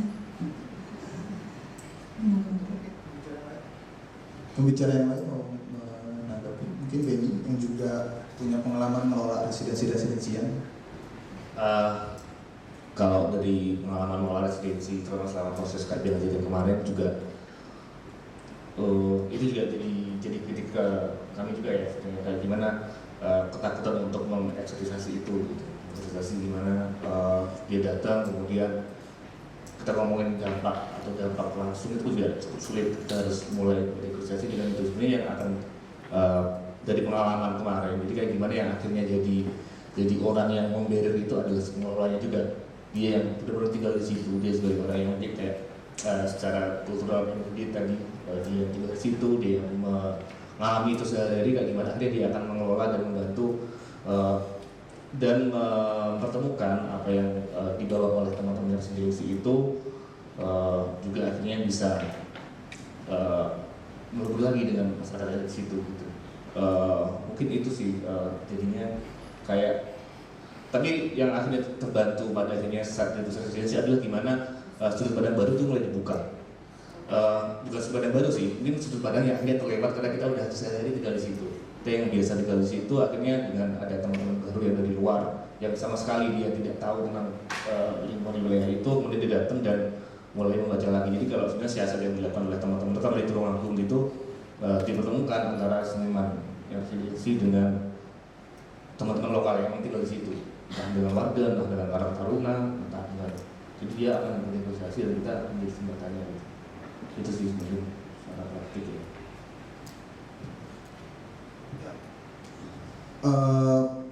Ada lagi mungkin Mas Pak Bagi mau bertanya? Silakan nih panitia.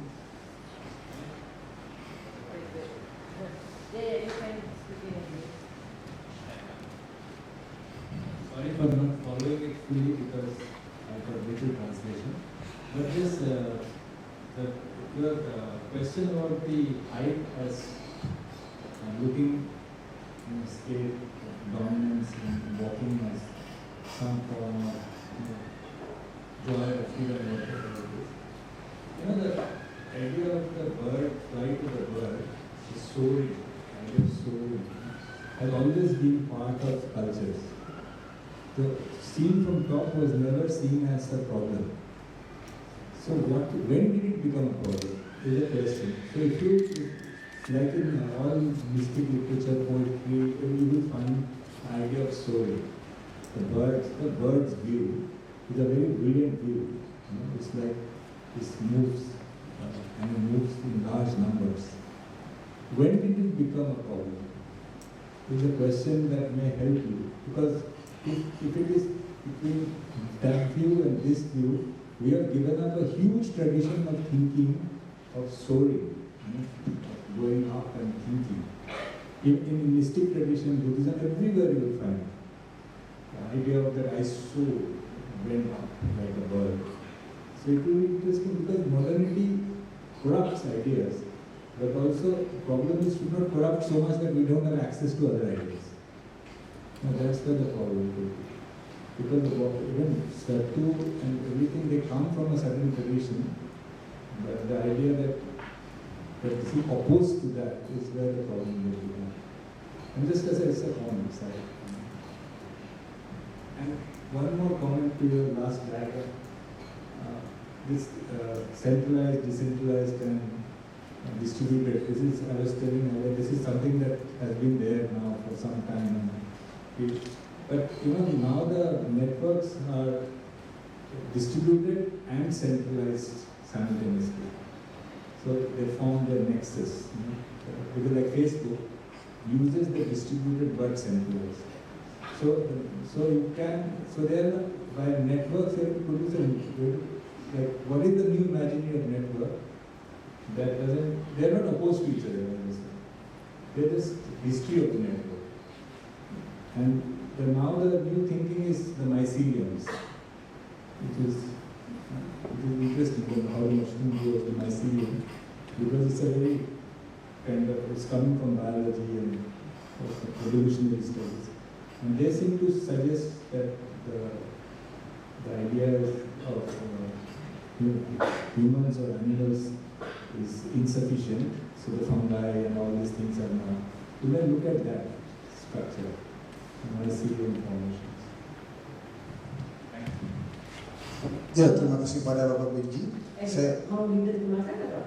silakan. Soalnya karena aku nerjemahin ke dia kan, jadi takutnya salah paham juga. Jadi yang dia maksud kan tadi Rahma memberi dua perbandingan ya, residensi itu seperti proses berjalan gitu. Ketimbang metode produksi pengetahuan saintifik yang melihat dari atas gitu kan, seperti bird view gitu. Nah, dia mempertanyakan sebenarnya sebelum benar-benar tinggi itu kan si guru ada proses namanya apa sih, melayang, lepas landas gitu. Dan itu sebenarnya proses yang penting gitu. Jadi bukan berarti dari hanya berjalan lalu melihat dari atas itu dikotomi yang tegas gitu. Tapi sebenarnya ada proses ketika burung ini naik gitu sebelum dia di atas. Nah, sebenarnya menurut dia kalau ini dilihat proses ini itu nggak ada masalah gitu. Tapi ketika proses ini hilang itu jadi masalah. Proses lepas landasnya ini nggak dilihat gitu. Itu sih. Kalau Benny kan nggak usah tak terjemahin. Ya, terima kasih Mbak atas translasinya. Ya, saya kira itu poin yang penting ya. Jadi berkaitan dengan pertanyaan pertama dari Pak Nindip mengenai kegelisahan orang kota ke desa atau pengetahuan modern masuk ke wilayah yang dianggap tidak modern. Kemudian kita menjadi bertanya-tanya mana yang benar, mana yang tidak. Kiranya keputusan buru-buru untuk seketika melakukan dikotomi terhadap pendekatan-pendekatan tertentu itu bisa justru malah menjebak kita untuk melihatnya menjadi tidak proporsional dan tidak egaliter gitu. Bahwa pendekatan itu ada banyak ragamnya, tetapi seperti tadi disebut oleh pertanyaannya adalah kapan pendekatan itu menjadi masalah gitu. Kapan pengetahuan positifistik, pengetahuan saintifik itu menjadi masalah, kapan pendekatan kualitatif atau pengetahuan yang terjun ke masyarakat itu menjadi masalah. Jadi justru mungkin jika kita mengacu pada pertanyaan itu, kita bisa melihat persoalan itu lebih jelas dan lebih arif. Ada lagi yang mau bertanya? Tadi saya melihat ada yang menunjuk tangan di sini. Ya, Ibu, silakan. Tadi saya komen Mas Tinggit yang kegelisahannya Mas Tinggit karena takutnya terjebak sama isu-isu soal greenwashing, terus exoticizing lokasi geografi dan cultural geografinya situs tersebut. Saya pikir mungkin ada yang bisa dipelajari juga dari gimana Jatiwangi Factory terbentuk pada awalnya gitu, karena mereka kan justru secara sadar mengambil situs yang sangat tidak indah gitu kan. Kalau misalnya situs yang dipilih tadi yang Rama itu kan dia yang segala keindahan kultural dan environmentalnya. Kalau di Jatiwangi itu kan mereka secara sadar bahwa Jatiwangi itu adalah daerah pedesaan juga, tapi daerah pedesaan yang miskin budaya, juga miskin secara ekonomis, nggak ada hiburan sama sekali gitu, benar-benar cuma ada tanah liat untuk jadi genteng aja gitu. Jadi mungkin ada yang bisa dan seenggaknya beberapa tahun sesudah itu pun mereka juga nggak tahu ya sampai sekarang saya belum bertanya sekarang lagi, tapi di situ mereka masih bersikeras nggak menyediakan fasilitas yang memudahkan peserta residensi. Jadi nggak tiba-tiba bikin penginapan yang bagusan atau apa itu, mereka benar-benar tinggal di rumah warga yang benar-benar hidup di atas tanah dan melakukan segala sesuatu di atas tanah yang mereka injak. Jadi mungkin itu adalah satu siasat yang bisa membantu kamu untuk avoiding proses eksotisasi dan fetishizing ruang pedesaan gitu kan. Dengan meminimalisir tadi comfort atau dia dibuat seperti hidup seperti kalau di Jatiwangi lebih gampang untuk susah gitu karena emang di sana keadaannya susah. Saya nggak tahu di dia kayak gimana, tapi mungkin itu siasat-siasat yang bisa diadaptasi oleh kamu. Jadi residensi itu sebagai host bukan berarti harus nyediain penginapan yang memadai dengan kamar mandi yang bertegel dan toilet yang duduk, tapi biasa adanya aja gitu, dan juga bukan berarti harus ada makanan yang sesuai dengan pola diet yang macam-macam. Jadi yang benar seadanya tanpa menarik untuk reflecting on the idea of what a host should be. Bagaimana host yang tuan rumah yang baik itu tuan rumahnya seperti apa. Jadi dia punya essay tentang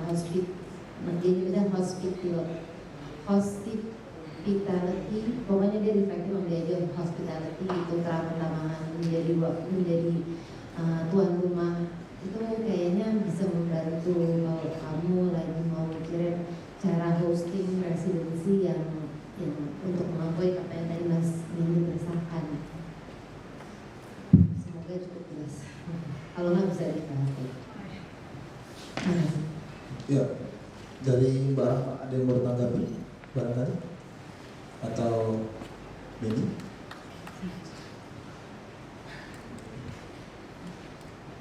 Aku mau Benny mau nanti. Enggak.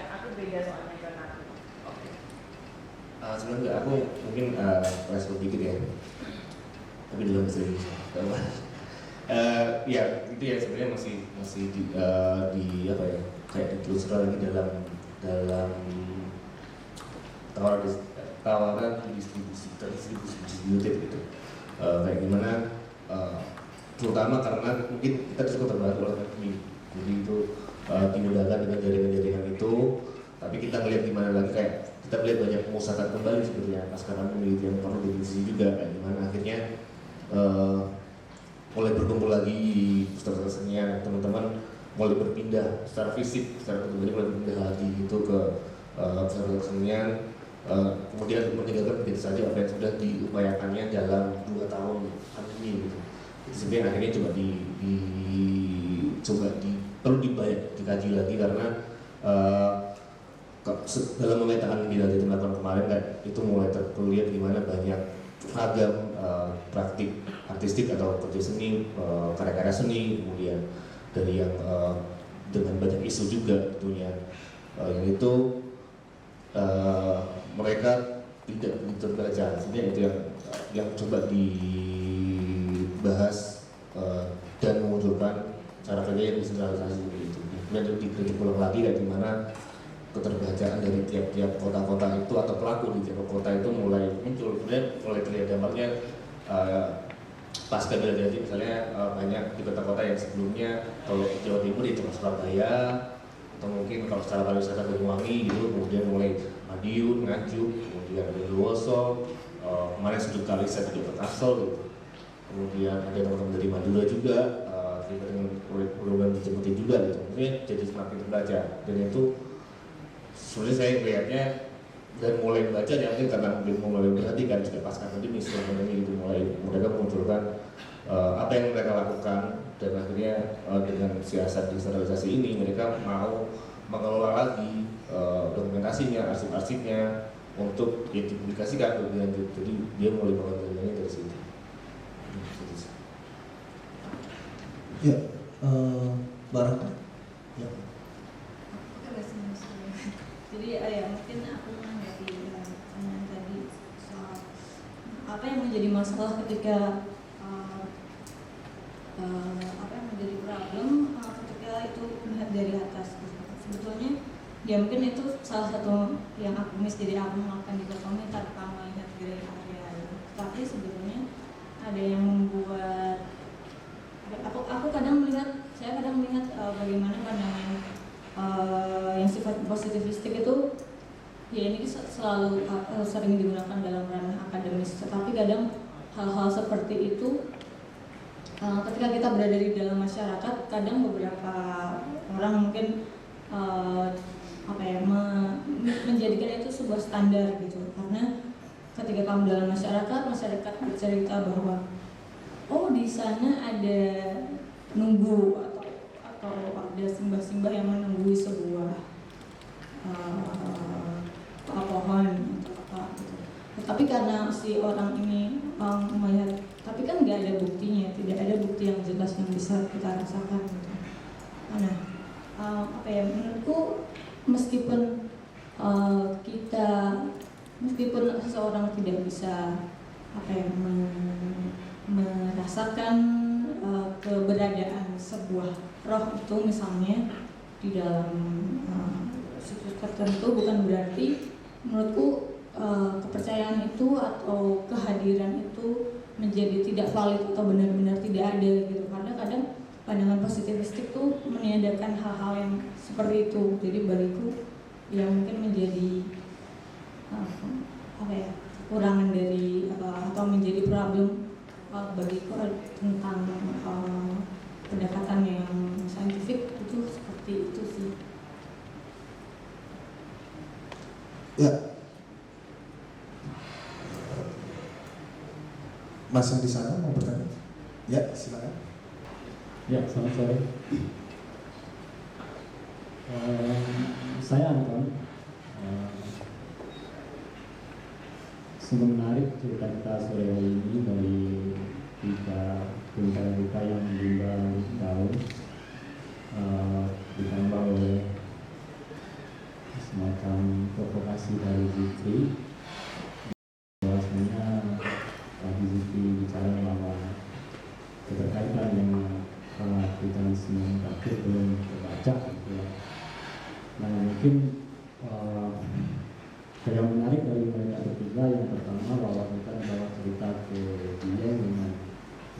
Sulawesi, kemudian kita ke Sulawesi. Itu ada apa ya, ada perusahaan yang dengan itulah yang domba segala macam, kemudian juga kembali ke Jawa Timur. Tapi di Sulawesi kita sudah mulai melihat tuh di mana kapitalisme terakhir yang kita duga itu dia membiayai semacam festival yang diadain masyarakat pendukung, kemudian nanti terjadi pertengkaran. Nah, berkaitan dengan yang dua dari Dieng dan Jawa Timur, mungkin pertanyaan sederhana, mungkin nanti bisa lebih jauh ya. Pertanyaannya adalah kalau yang di Sulawesi tadi kan sumber biayanya kan oleh perusahaan itu gitu. Nah, itu yang dibutuhkan gitu. Nah, saya pengen tahu resolusi yang diadakan di Dieng itu sumber biayanya dari mana, kalau boleh ya, dan Jawa Timur juga begitu ya. Mungkin nanti kita bisa lihat bagaimana apakah memang itu sebuah, mungkin kuatnya aktivisme itu akan kuat di tanah kapitalisme yang terakhir gitu ya. Mungkin gitu ya. Jadi mungkin bisa saya katakan yang bilang kalau boleh sumber dana mereka ini dari mana gitu ya. Nah, mungkin Jikri bisa lebih jauh, saya kurang tahu. Ya, terima kasih. Ya, terima kasih Mas Anton. Langsung kepada Mbak Alia pertanyaannya.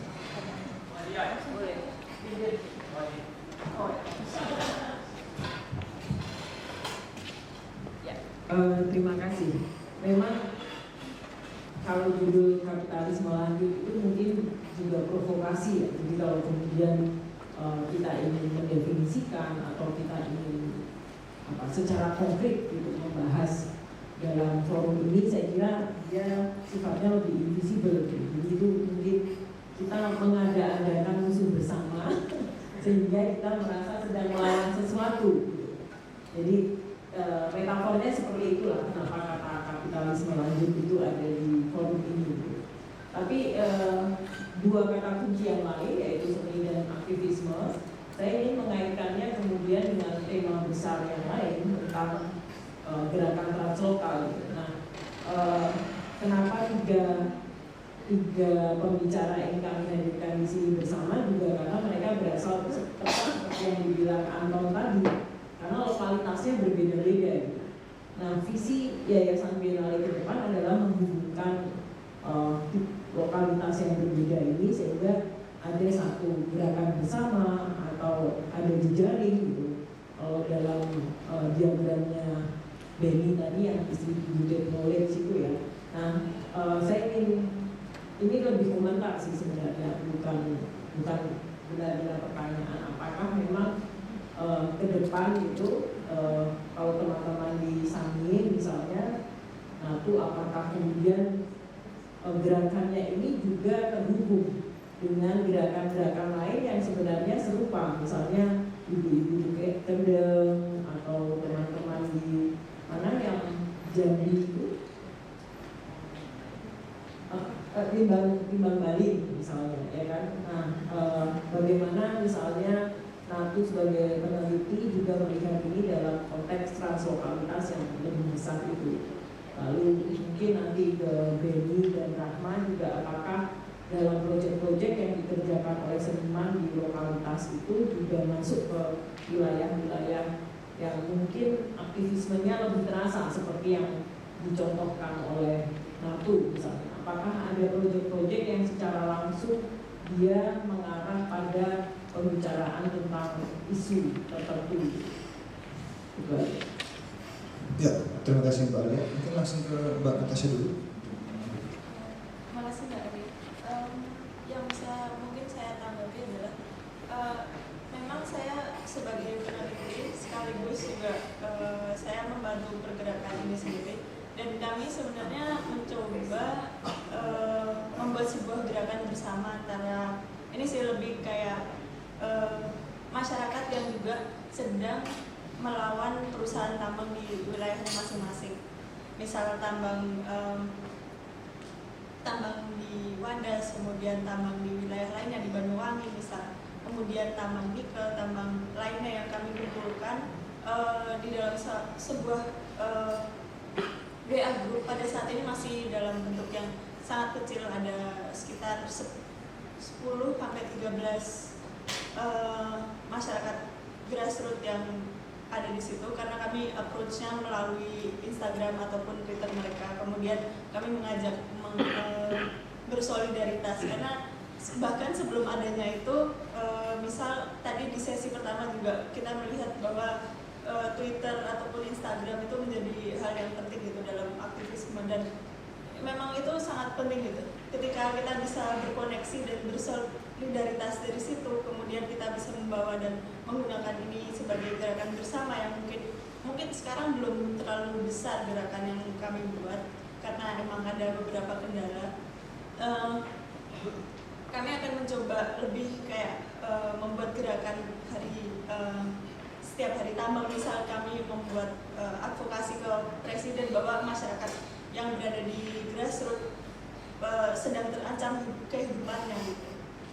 Itu sih. Dan juga Save Sangihe Island sendiri tumbuh karena pertama kali salah satu aktivis yang berada di Save Sangihe Island, orang Sangihe juga, ibu ini sebelumnya bekerja sama dengan masyarakat Bangka yang berhasil mengeluarkan perusahaan tambang yang ada di sana, yang kemudian hal itu membawa inspirasi ke Save Sangihe Island sendiri bahwa mereka bisa melakukan hal yang sama, mengusir perusahaan dari wilayah mereka. Terima kasih.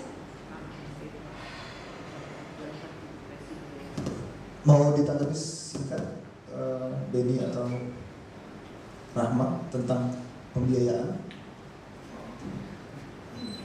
Tapi pertanyaan yang Mbak Ale juga penting sih, tentang apakah ada dari program-program yang kami miliki berkaitan dengan yang sifatnya lebih aktivisme.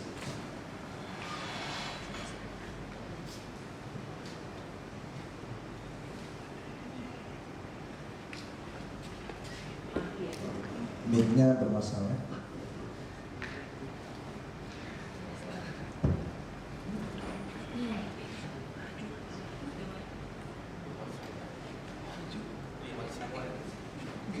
Mungkin bisa pakai mic dari ya.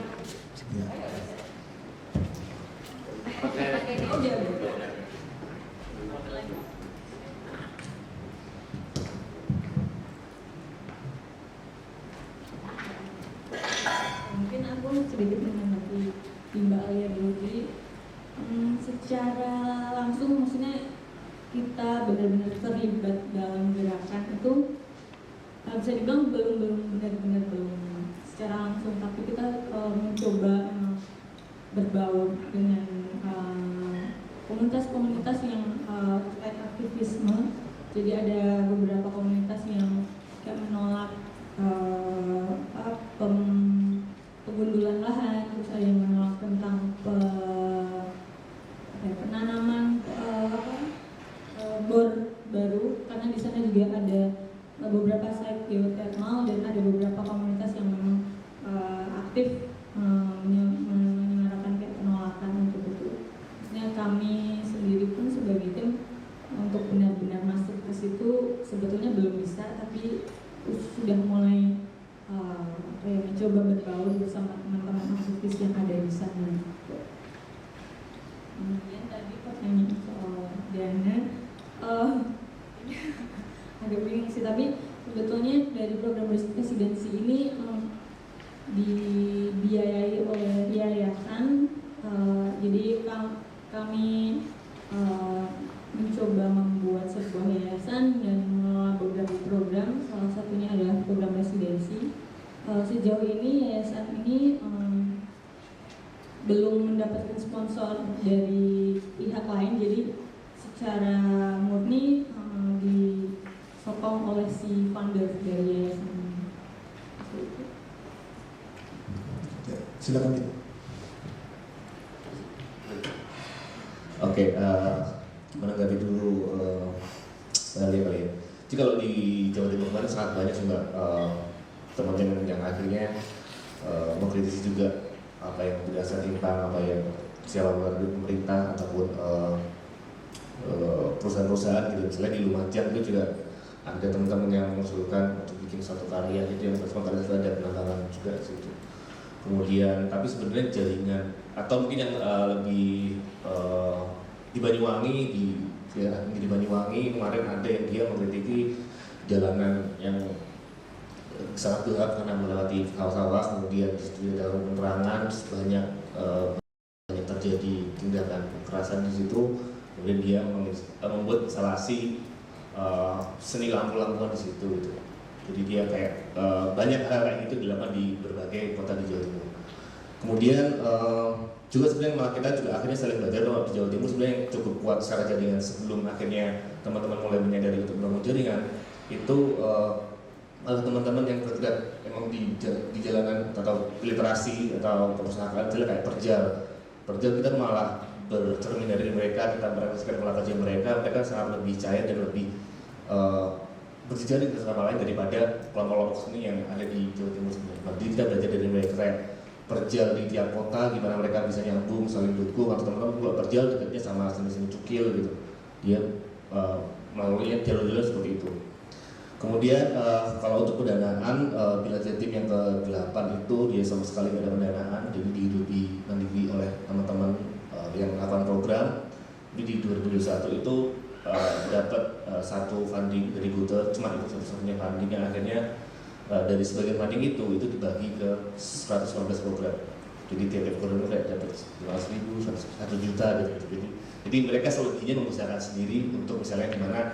Nah dari siasat juga macam-macam. Misalnya ada teman-teman yang dia melakukan kegiatannya di lingkungan sekitarnya, kemudian dapat dukungannya berbentuk beras gitu, dimasak. Kemudian ada juga cerita-cerita misalnya dia dapatnya bukan untuk uang, tapi karena banyak warung dia dapatnya untuk bungkus makanan yang itu bisa menghidupi programnya selama 1 minggu gitu, misalnya 7 warung gitu. Nah itu cara kerja seperti itu yang dilakukan teman-teman. Tapi benarnya cuma itu sih, cuma satu, dan itu kayak nggak ada sepersepuhnya dia ngajar dari Jogja gitu deh.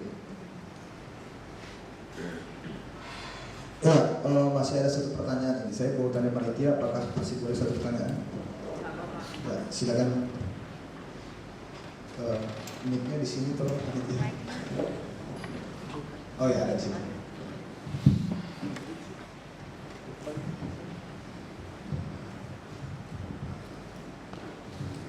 Thank you. So I'm interested in the coal mine project. So I would like to ask that because I'm G from Banua. Oh really? So yeah, I do project with Jim in Bijit province, where they has the biggest coal mine in Thailand. So I would like to ask you that in your research, do you have any evidence or any report about the environment and the health issue? Because most of the coal mine they use the cyanide to extract the gold. So the cyanide in Bijit province that spread all through the rice field. So the people in the village, if you work with like 10 people in the village who has a cyanide in their blood pressure, over in their blood pressure. So in your project, do you have any evidence or any report or any like kind of health report from the villagers?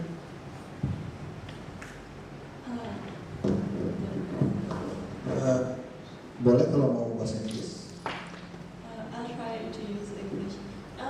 Actually, I've been to Bijit province as well. Yeah, because I'm doing my master's degree in human rights and democratization in Mahidol University. And at that time, I had to do internship in Protection International, which also worked with the people in Bijit province. For like the health issue, it's actually very new in Sanihe since they got the license like 2021. So it has not been operated yet. But before that, there is People's Mining. It's not that long ago that they have started that. It's like 2019, which means that though it's already started, some of them use cyanide for the mining. There is no report regarding that health issue yet. Thank you. Ya, terima kasih pada teman-teman audiens yang bertanya. Kita sudah berada di penghujung waktu. Sedikit menyimpulkan diskusi kita. Sebenarnya kita perlu berpikir bahwa praktik-praktik seni yang kemudian dengan tegas menyatakan dirinya berpihak pada aktivisme sosial politik, kalau kita mengambil kasusnya di Indonesia itu sudah nyata ada gitu, dan dia berkembang dengan cukup signifikan. Tetapi persoalannya adalah dalam mengembangkan perspektif mengenai fenomena itu, kerap kali kita masih dihantui oleh pemikiran yang bisa membalikkan kita kembali kepada cara pandang yang konvensional, sehingga terjadi upaya terjadi semacam sadar tidak sadar mengotak-ngotakkan praktik antara yang saya dia dan ini seni ini aktivisme gitu. Jadi sebenarnya yang perlu kita pikirkan lebih jauh terkait isu ini, saya kembali kepada pertanyaan yang Anda dicantumkan dalam abstraksi panel ini adalah PR kita kemudian ke depan, bagaimana mengukur dengan rinci praktik-praktik seni dan aktivisme itu sebagai sesuatu yang bisa kita jadikan acuan untuk langkah-langkah ke depannya. Saya kira itu sesuatu yang perlu kita pertimbangkan masih jauh ke depan. Saya Mansur Zikri, dan silakan tepuk tangan untuk Benny Widyo, kemudian Natasha, saya kembalikan kepada panitia, dan sampai bertemu lagi nanti kita di sesi selanjutnya. Terima kasih.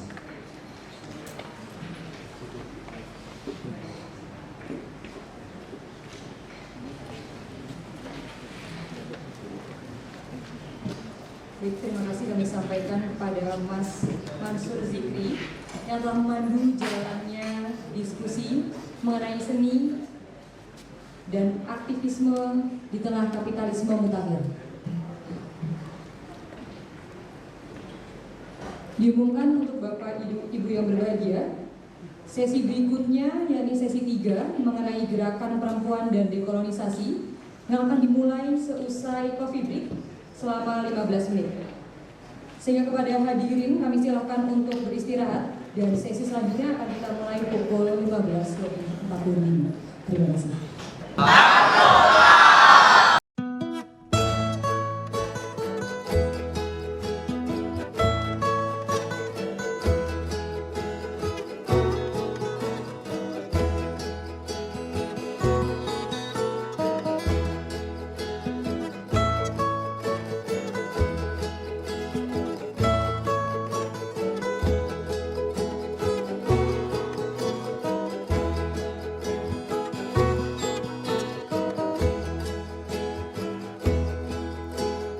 Lagunan sendu dan syair yang menawan mengalun di sana, menyayat hatiku, dan nada yang sendu, puisi yang menawan terjalin bersama.